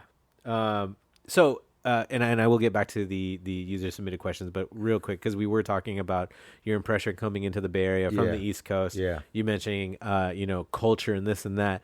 Obviously, I don't want to sit here and be like, oh, which coast is better? Not like that, because I think there's, two entirely completely different cultures, and they have their own thing. Obviously, the East Coast is obviously a lot at the forefront of the beginning of graffiti. Then it's obviously kind of come over here and whatnot.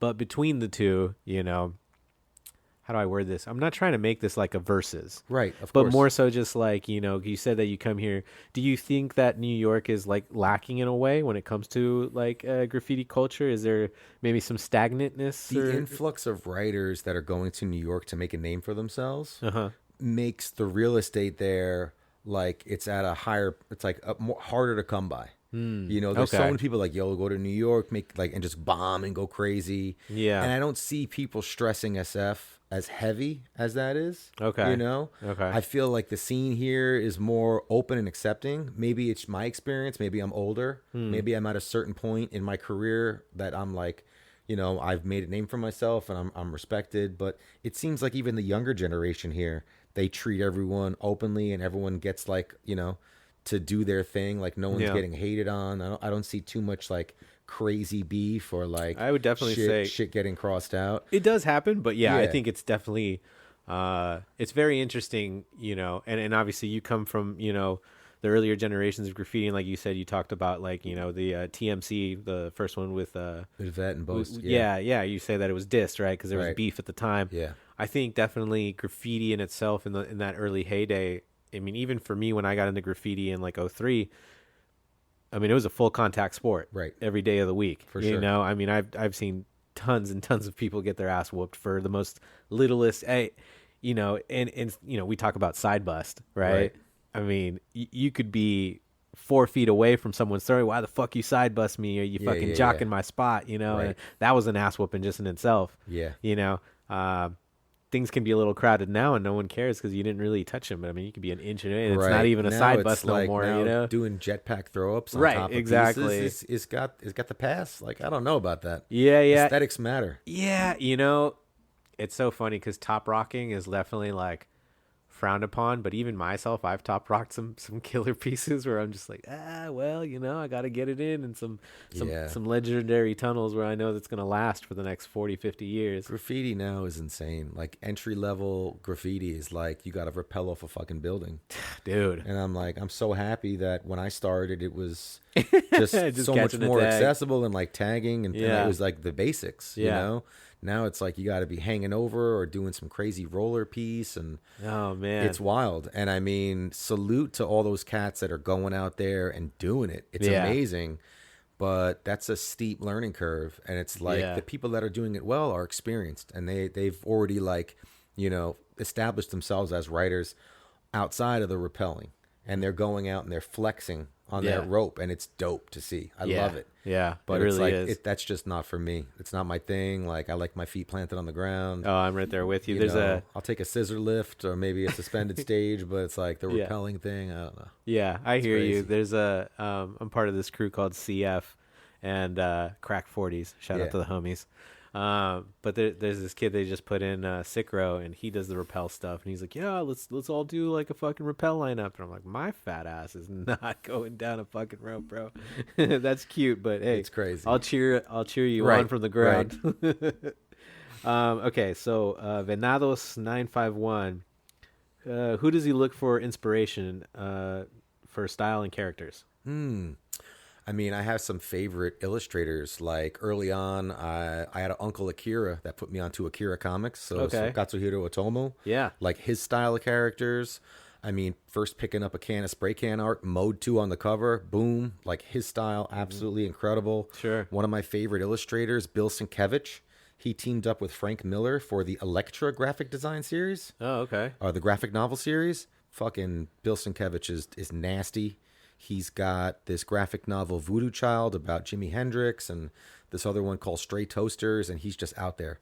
He did like a whole like X-Mutants series in the 90s that was super influential.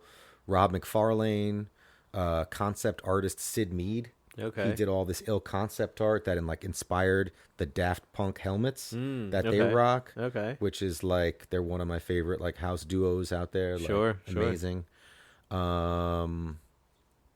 Yeah, there's so many amazing fucking artists out there. Yeah. Like, definitely those popped to mind. Original illustrators like Bob Peak and Drew Struzan. They were doing like, magazine illustrations before they had big budgets for photographers. Damn. Drew Struzan did a ton of incredible movie posters. for like, Big Trouble in Little China. Oh, you know, yeah. Star Lopan. Wars, Indiana Jones. Yeah. Like incredible shit. Yeah, yeah. And it was all just like, Yeah, stuff like that. like Actually, acrylic and like colored pencils. And you shit. can't really see it, but like right there is an original Star Wars from 1977 poster by Hildebrand.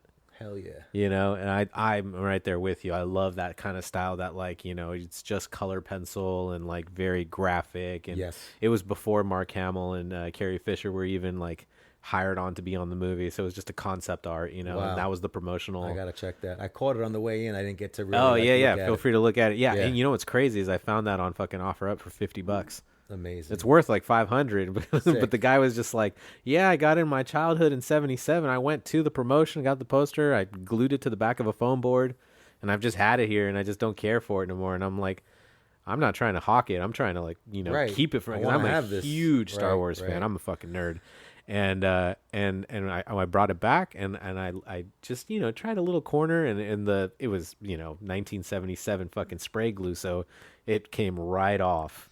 And I was able to like get it framed and everything. And Right I was like, that's definitely one of the coolest things that I own for sure. Hell yeah. Let's see here. Caterpillar Killer says, "What is one of your favorite memories painting with friends?" I think it's one of them on the top is definitely one of the TGE reunions we had in Atlanta. And we're painting this yard with Maple. He was our host out there, and he hooks it up, and I'm all the way on the left. And I just look down to the right, and there's 9 of my homies, and we're all rocking. And it was just this beautiful moment. Yeah. I'm sharing a hopper with Journey and Esteem, and then I'm looking down, and it's like Curve and Fape and Jedi and Eptic, and So sick. it was awesome. Good times. Moments like that. I feel like I really, when you're doing graffiti, you have a lot of time to think. Oh, for sure. When you're filling in. Yeah. And so many times I'm just like, all this random shit pops in. But lately it's just been like, just having gratitude, being like, here I am, I'm doing this thing. Like doing it. I've had so many close calls with fucking myself up, and who the fuck knows, but I'm still here, and I'm still doing this thing, and I still care about it. I'm still pushing, and I'm like, that's amazing. Awesome. Yeah. That's fucking cool, man. Yeah, it's good times. I envy you. The homie Like a Porch says, favorite color combo. Favorite color combo. I mean, if it's books, I'm a simple black book dude. It's black, and red, really, and like a pop red. color. A lot of my early foundational shit, Myth being my first partner. Yeah. Everything he did was black ballpoint pen on paper, and that was it. Okay. And it was like, get the bones, and since then it's been like me putting color into this page. I could be painting it. Yeah. It takes me hours. But favorite color combos, it's always a kind of like a graphic mix of warm and cool, push and pull, light and dark. But it's a formula that one of my partners in 15, Vor, put me on to. He really schooled me on, just like, I was kind of picking colors before that, really not having like any logic or rhyme or reason to it. And he was like, no, warm values, cool values, and then the use of gray as like a springboard. Okay. So like putting gray into a piece and then having a color like on gray or next to gray, and the gray just like makes it like super powerful, like a medium gray. Yeah. And just different shit like that. And then like, getting deeper into like color theory and trying to learn more about how colors react next to each other, and how different combinations can, produce different results, and, shit like that. But yeah, man, it's like colors are fucking crazy, and it's always an exploration. Once you think you get something, you're like, Yeah. Oh, yeah. But, and then all of a sudden you're like, oh, you find this new combo that like you necessarily didn't try before, and then you're like we said with graph, chrome, black. Yeah. And a background color. Keep it simple. My favorite is chrome fill. I mean, this is obviously a little bit more extra, but chrome fill, black outline, white highlights, red background with a yellow border. Perfect. Oh, that's so hot, That's man. it. It works every time. Every single fucking time. The second part of this, he said, is what's the most toy thing about graph right now? Probably people on social media. Okay, I follow you. You're a graffiti artist, and you're oversharing way too much about your life. And it's like, I try and lead by example on social media. I keep things very straightforward. I'm an artist. Here's my art. I'm really not trying to give you the hot take. I'm not trying to post some like cryptic message about someone or some crew about like old heads doing this or that. It's like straight up say what you're talking about. Don't like have these like, you're going to call somebody out, fucking call them out. Don't have these like weird Little like side beat around the things. bush. Yeah. And it's like old heads like just doing shit on social media that they should not be doing. You're just like, this is not a good look. There's a way to use it, and I think it's like also don't put negativity out there. That shit lasts forever. Try and be positive. Yeah. And if you can't be positive, don't say anything. If you can't say nothing nice or don't say nothing at all, right? Right. So I hear you. I was actually having a conversation with my buddy, not even graffiti. Yeah. This is, I talk about how I'm into motorcycles and shit, and I have a chopper, and I put white walls on my chopper. Yeah. And some old head from like the 90s was like, wow, white walls, why you fucked up your chopper. And I was like, listen here, you fucking old fuck. Like, shut the fuck up. Yeah. Get on your old ass heritage softail and ride on because, you have back problems and your plantar fasciitis is fucking hurting you. Go wear your Hokas. Like, I was just going off on him, and I screenshotted and I sent that to my boy. Yeah. And he's like, bro. And he has like a really cool thing. Shout out five speed. It's a cool motorcycle, YouTube or whatever that they do. But he's like, yeah, because he has a partner. And so he was like, yeah, I'm not allowed to comment on our business Instagram because I would just be firing off on old heads all day because they're so fucking opinionated. And, Right. And I feel like that's very the same thing for graffiti. A bunch of opinionated old heads that are just running their mouth. I'm just like, Jesus Christ. It's old and it's young, though. It's people oversharing on social media. Yeah. It's just like, I don't know. I feel like it's a powerful tool for community, but it also opens up the conversation to outside your peer group. Yeah. So then everyone gets to have a say or a comment. And it's like some of those conversations. That's why I also feel like having conversations on social media isn't the right way to go, because it's not like this. It's not that we're trying to like gatekeep what's going on, but it's like certain things. If you want to have a legitimate conversation, you need to have all the voices in the room and be with your peer group and try and get somewhere, and not just I agree. have like having a legitimate debate and getting multiple opinions. Yeah. And broad spectrum. Okay. I don't even know how to pronounce this. XGOPZY, XGOPSY or whatever. How many cans are needed for one production like this photo? And then the photo that I posted for the submitted questions was this one. Oh, I think they gave us, everyone got the same kit. So the photo is referencing this piece I did at Block Party, which I think is like one of the, second or third pieces from the top on my feed on Instagram. Okay. And I think they gave us a kit of like 7 colors. Oh, okay. 7 or 8. Yeah. 7 We had, colors. like, How many 3 cans of each? 1 each. Oh. Yeah. You did this with 7 cans? I think 8 cans maybe. Holy shit, Yeah, dude. so I think it was like 3 warms, 3 cools, Yeah. a black and a fluoro and a white. That ain't bad for fucking... Yeah. For 7 cans. Yeah. 8 cans. Let's see here. Those are fun though when someone just throws you paint. Like everyone's always trying to like the best moments for me with colors was always like we go on those missions to do the trash trains, and I bring like maybe 12 cans with me, and then I would get like 3 pieces out of it. Okay. But the last piece would always have the weirdest amount of colors because it's the ones I wouldn't gravitate towards. Okay. And those normally ended up being the most fun and experimental because it was like work with what you're uncomfortable with. The tail end of the can. Grab a bunch of random shit and then just make it work, you know? Okay. Yeah. Now, this is... I'm going to call this guy out because I'm curious. I have my opinion about this, and I feel like with the amount of listeners to this podcast, with obviously the majority of them being here in the Bay Area, I feel like this is a good hard stance. So Can of Beans says all for or against hitting auto racks full with cars. And I'm going to say don't be a toy and hit auto racks with cars. 100%. Fuck the cars. Who cares? I totally understand that. But don't blow the spot. Exactly. Yeah. That's it right there. It's by damaging the cars inside of the auto racks, which I don't know if you know this, but I heard that the yard that we talk about the most just recently got purchased. Interesting. Yeah. So Tesla owns it. Oh.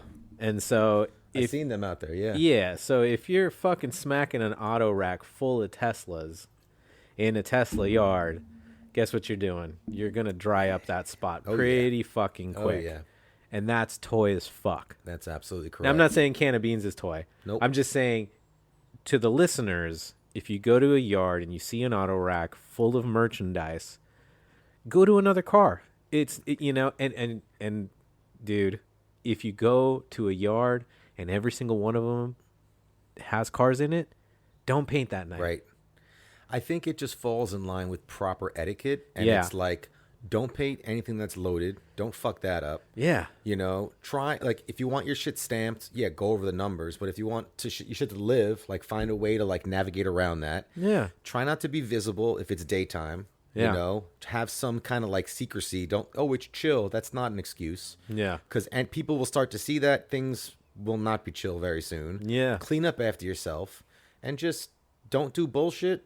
You know, don't go over nice stuff. Like, you know, there's certain rules of just conducting yourself that, Yeah. you know, you want to be remembered as someone who, like, did their thing and not someone who was a fucking toy and made a mess. Yeah.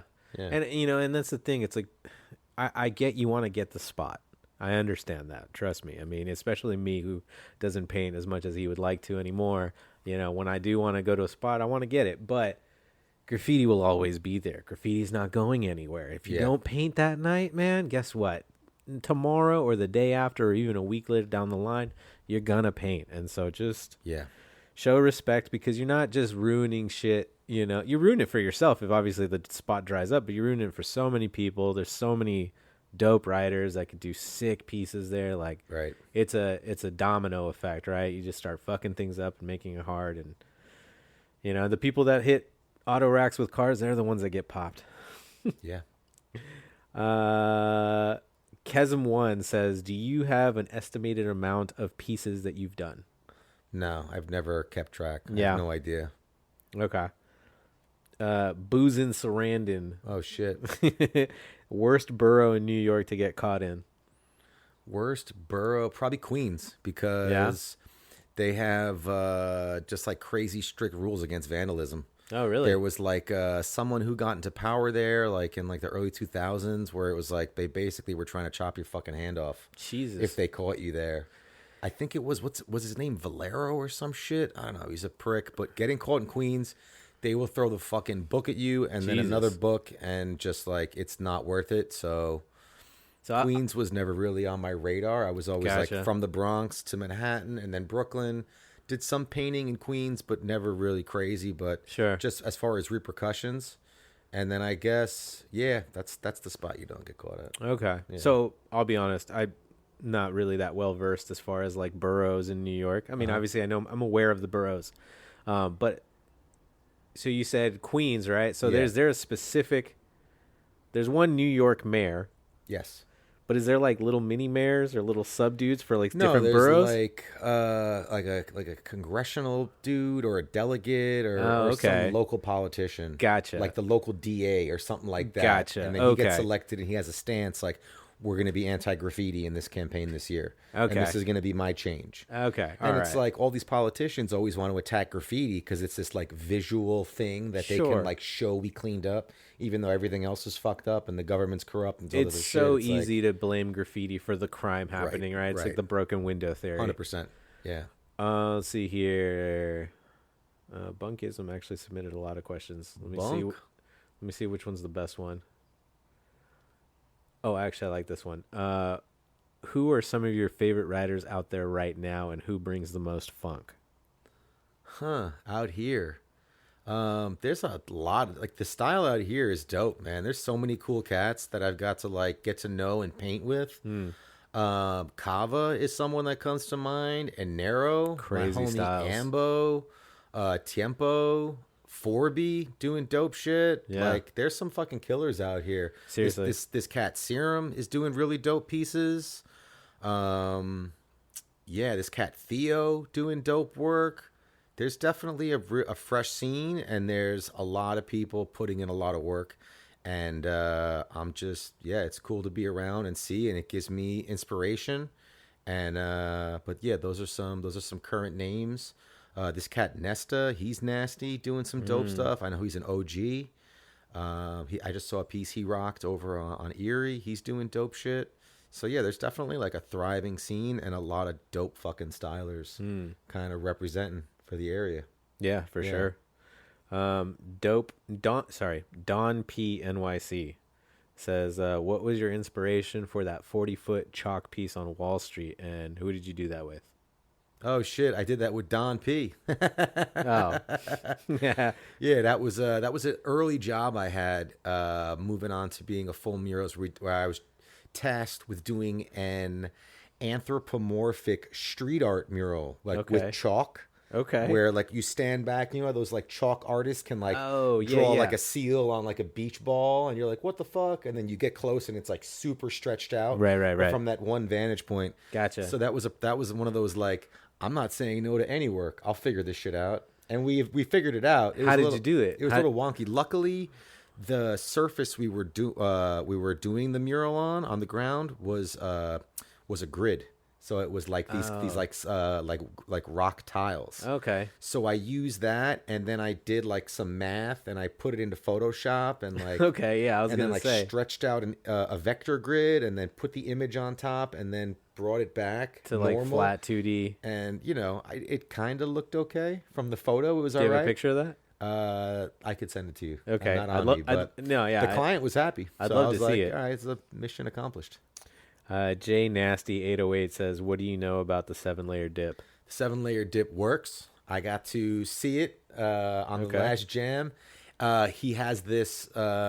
It's amount of layering different isms. Okay. So that the piece just is sitting. There's a foreground. There's a background. There's things popping over. There's separation. It's like the formula to avoid a flat-looking piece. Oh. So it's having like 7 layers of shit happening. Oh, it's like in a front concept of and for behind piecing. and inside. Yeah. Who introduced you to the concept of a 7-layer dip? Linking up with Jay Nasty. Oh, up okay. in, So this actual person. up in Seattle. Yeah. Ah, yeah. okay. Yeah, Gotcha. we were there for Mural Masters, and we got to him and his team. They rocked a fresh wall, and then when we were doing like the Monday joint, we got to kick it and rap, and he was just like, "Yo, the 7-layer dip.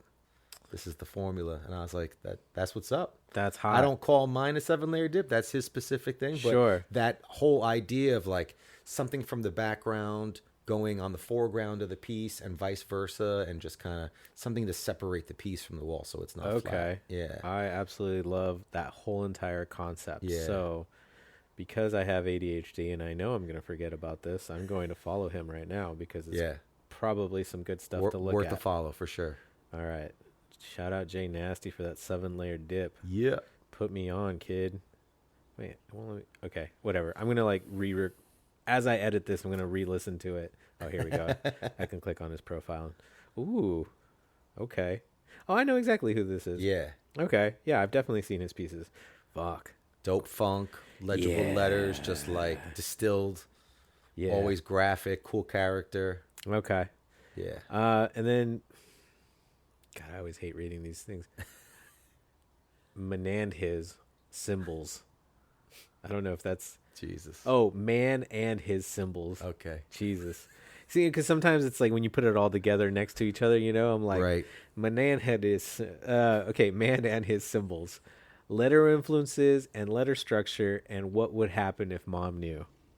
Oh shit, mom does know. Yeah, we've had. She's. I mean, all through my career, I think like. Yeah, at all this her point. gray hairs are from those like 4 or 5 a.m. calls from the fucking lieutenant. You know, hey, we got your son again. Again.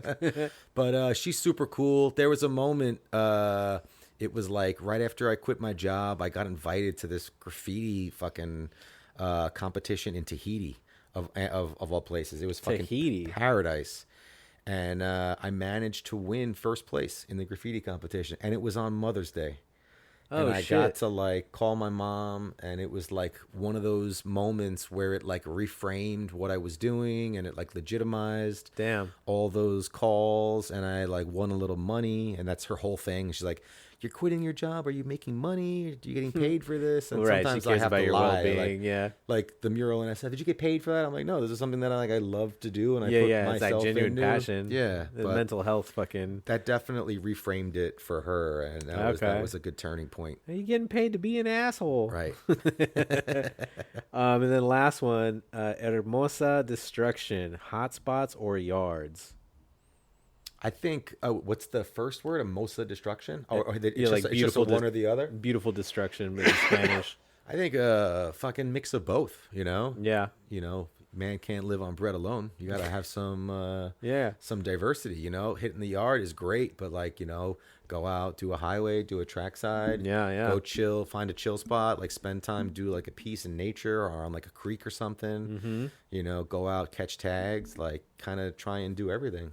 I've said this time and time again, and I'll always bring back to it, NM, in, I believe, Infamy, it's just, you might be the best catcher, but you're not the best baseball player, right? You got to have the whole thing, so tags, throwies, straights, burners, masterpieces, productions, all in your back pocket. I totally agree. How do you mix, because we were talking earlier about sometimes being that a little self-destructive when you're trying to figure out and manage your work life, and trying to, are things coming in, this and that, as you being a professional artist, how do you balance your work-life balance with graffiti, from work to graffiti and the mental health aspect of it for people that want to aspire to do something like that? Yeah. Well, I think one of the things is, your professional work and how you present yourself to clients and how you handle that, that's keeping the lights on.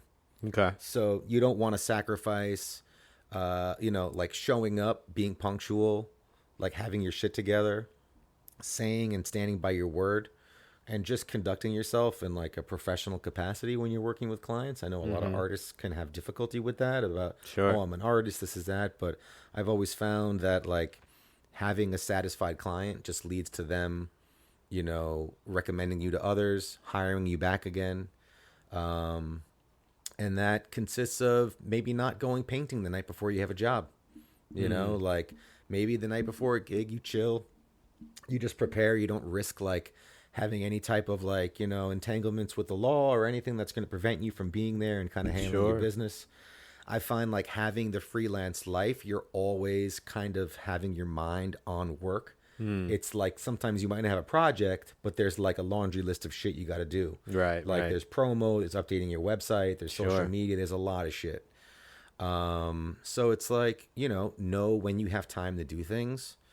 It's something I struggled with when I was younger, but then it's you fucking grow up and you start having to have this real responsibility and you take it serious. So it's if I'm not having any jobs coming in and I have a wall, I want to put 110% into that. Yeah. Into whatever art I'm doing, because I know that that's going to keep building up, my work, or it's going to take me to a whole new discovery or change in what I'm doing, work-wise, whether it's something on a wall or if I'm in the studio working on fine art. I've definitely been trying to spend more time in the studio, doing more canvases, and just kind of figuring out what my work looks like in a fine art kind of, perspective. So you would say maybe when you're not fully, immersed in projects, right, that you kind of use graffiti as a way to learn and expand, essentially work. Yes. In practicing so that you could have more fine skills to when you get to those works. I think they all inform each other. Yeah. It's so the skills you're learning on the job, can inform your graph. Before I was working professionally, I was kind of just sketching on paper. Now the utilization of the iPad is essential in my workflow. Oh yeah. And it's something that I take to my mural stuff and personal work. I do a lot of sketches. One thing I'm really big on is after I do a piece, if I'm not feeling the piece, I put the photo in the iPad and I resolve all those things that I didn't like about it. So it's if I have something that I wasn't happy with, instead of just going out and trying again, I try and figure out what was it that wasn't working, what would have made it work. So you'll revise a piece. I'm crazy like that. I'm known to I go don't think back there's to the nothing crazy wall about that. the next day and then change shit. Oh, okay. Like we painted on Sunday on Erie, and like Okay. before today, like I went back and like changed the piece Okay. because I was passing by, and I was like, just add a few things here, a few things there. I mean, Yeah. obviously, if you're painting freight or some wall with wheels, Yeah. you don't have the opportunity. Sure, but it's if gone it's there, possibly. I'm like, yeah, I'll go fucking change this thing or that. I think it's a little bit neurotic, but it's also like feeding my willingness to evolve and like, you know, get better and present the best version of myself, and like, you know. Yeah, I don't think that's crazy. I Yeah. think it's, I think, in graffiti there is a reality that, you're only as good as your last piece. 100%.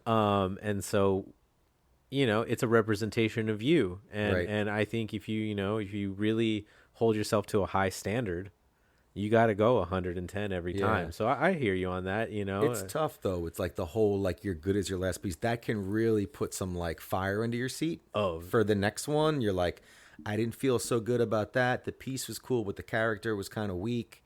And then it's like, yo, the next time, like I'm gonna really come correct and have like a sketch. And I will always bring like some type of idea. Like I can go out and freestyle. I tend to do things that are more like in my pocket, like in the safe zone. But if I go with a sketch or idea, even it's like a quick little doodle, Sure. that'll kind of like help me get into like more uncharted territory. And, Ah. and I feel like something important is like having the idea that you're playing. It's like with graffiti, you always want to have this like beautiful finished product. Yeah. And sometimes that's not the right way to think about painting. It's like having this kind of childhood, like let's experiment. Yeah. And like maybe we don't do something dope, Yeah. And I don't know. It's hard to kind of have the creative cap on and also the analytical, like you're looking at everything and trying to make sure shit's in its right place. So it's Yeah. like a lot of switching back and forth, but it's a fine line in like going. And I was going to say between those two, yeah. similar with the fine line of also having the ability to forgive yourself, Yeah. because I always tell people, with this podcast, I'm always trying to push information and like, things for the youth, right? Yeah. To like kind of, give some verbiage. And so I do talk to a lot of young kids and they're always so self-inflicting, like, oh, my piece sucks, or I'm not there. And I'm like, that's okay. You're going to get there. And I always tell them like, you, no matter how long you've been doing this for, will always be your biggest obstacle and critic mentally, and I Yeah. think you're always going to be like, that could have been better, this and that, I could do this, you say you want to make it. I think it's important to push yourself, Yeah. for sure, because that's the caliber of who you are, right? That's integrity, self-integrity, but also have that ability to kind of like forgive yourself, like, all right, maybe that wasn't the best piece, keep it pushing, Right so on. it's a very, teeter-totter, It is. seesaw. And Yeah. it's not getting down on yourself so much so that like the next time you're like, hey, this is supposed to be fun. Yeah. Yeah, If you're not having fun, like yeah, I that's just the had point. this job I did. I'm trying to de-stress and trying to have fun, but it's like, it's like there's a balance there. Yeah. Like we're here to have a good time. Let's make sure that that's central. Fuck yeah. Yeah. All right, word. All right, and then my last question for everyone always is, what would be your last meal? My last meal. It's interesting. I've heard you ask this question before, love and I this was question. thinking about it. Yeah. I'm big on textures. Okay. And when I got my first job in New York and I was working at magazines, I was right by Union Square. Okay. And every Friday I would go and have like a nice meal in Union Square. And I would go to the Whole Foods. I would get this like sushi roll, which was like a salmon avocado. Okay. Like wrapped in salmon avocado. And then they'd have fried chicken at like the deli cafeteria area. Okay. And then I would go to the McDonald's that was there and get the honey mustard from McDonald's. Okay. And mix all and just have this meal. And it was like a little celebration. But I mean, I don't know if that would be that was one of my salmon avocado sushi with fried chicken. with fried chicken. That was my shit. Yeah. But the last meal, probably like a lobster and Okay. maybe a surf and turf, a lobster and a steak. All right. That's I'm like a surf and turf kind of guy. I mean, that's a pretty solid fucking meal. You know? What Yeah, are you doing like for the sides? A 2.5 pound lobster. I want like a 2.5 T-bone, pound. like Cajun spiced ribeye. Okay. I want cream spinach Okay. and a baked potato. Boom. Okay. There we go. All right. Yeah. Sour cream, onions, Oh, chives, hell yeah. bacon. The works. All right. Yeah. What are you washing it down with? A nice crisp Pilsner. Oh, okay. Yeah. All right. Fair. Okay, sick, man. Well, fuck. That's my last question. You know what's funny is I'm rusty here. I forgot to talk about our sponsors, Word. and I got some gifts for you. Sick. So I am gonna say this at the end, but big shout out to Club Ghoul. Club Ghoul 667 on Instagram. If you don't follow him already, he does some really disgusting inks. Oh, dope. So this Hell mop's yeah. for you. Feel free to destroy some shit and catch some tags. I love it. I would say, in my opinion, for Club Ghoul stuff, don't squeeze it. Okay, bet. It's runny. Just let her rip and wear gloves at all times. Yeah, that's what it says on the label for sure. Yeah. You should see the inside of my chrome bag. Nice. Yeah. I love it.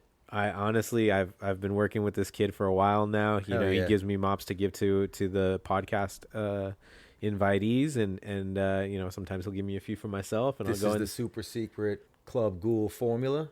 well, this is one of them. I think this Okay. is Clown Piss. Okay, It bet. says it on there, but yeah, he's got a couple of different ones. I also, I forgot to I got some etch for you, some etch glass. No if you want, doubt. if you want to be a dick, and ruin some say. But he's got some great etch. I have a container of etch that I've been carrying around life with me because I just haven't really gone out.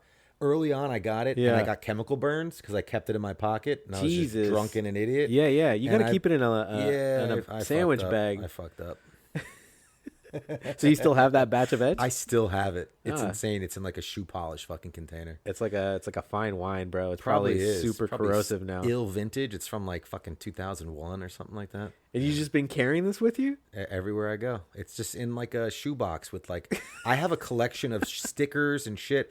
I have like all this graffiti. Just Yeah, like things that you've stuff collected. that I just carry with me. I used to have a big treasure chest, and now it's in like a network of shoeboxes and plastic containers, and it's in there. All right, Yeah. word. Well, yeah, I got a etch for you. It's in a old school Kiwi style mop, so you got a nice sick. big dot Okay. on there. So you this is similar. This is kind okay. a So new yeah, version. so if you are gonna catch an etch tag, Right. make sure you do it on a nice big bay window. Hell It's yeah. gonna cost like thousands of dollars to repair.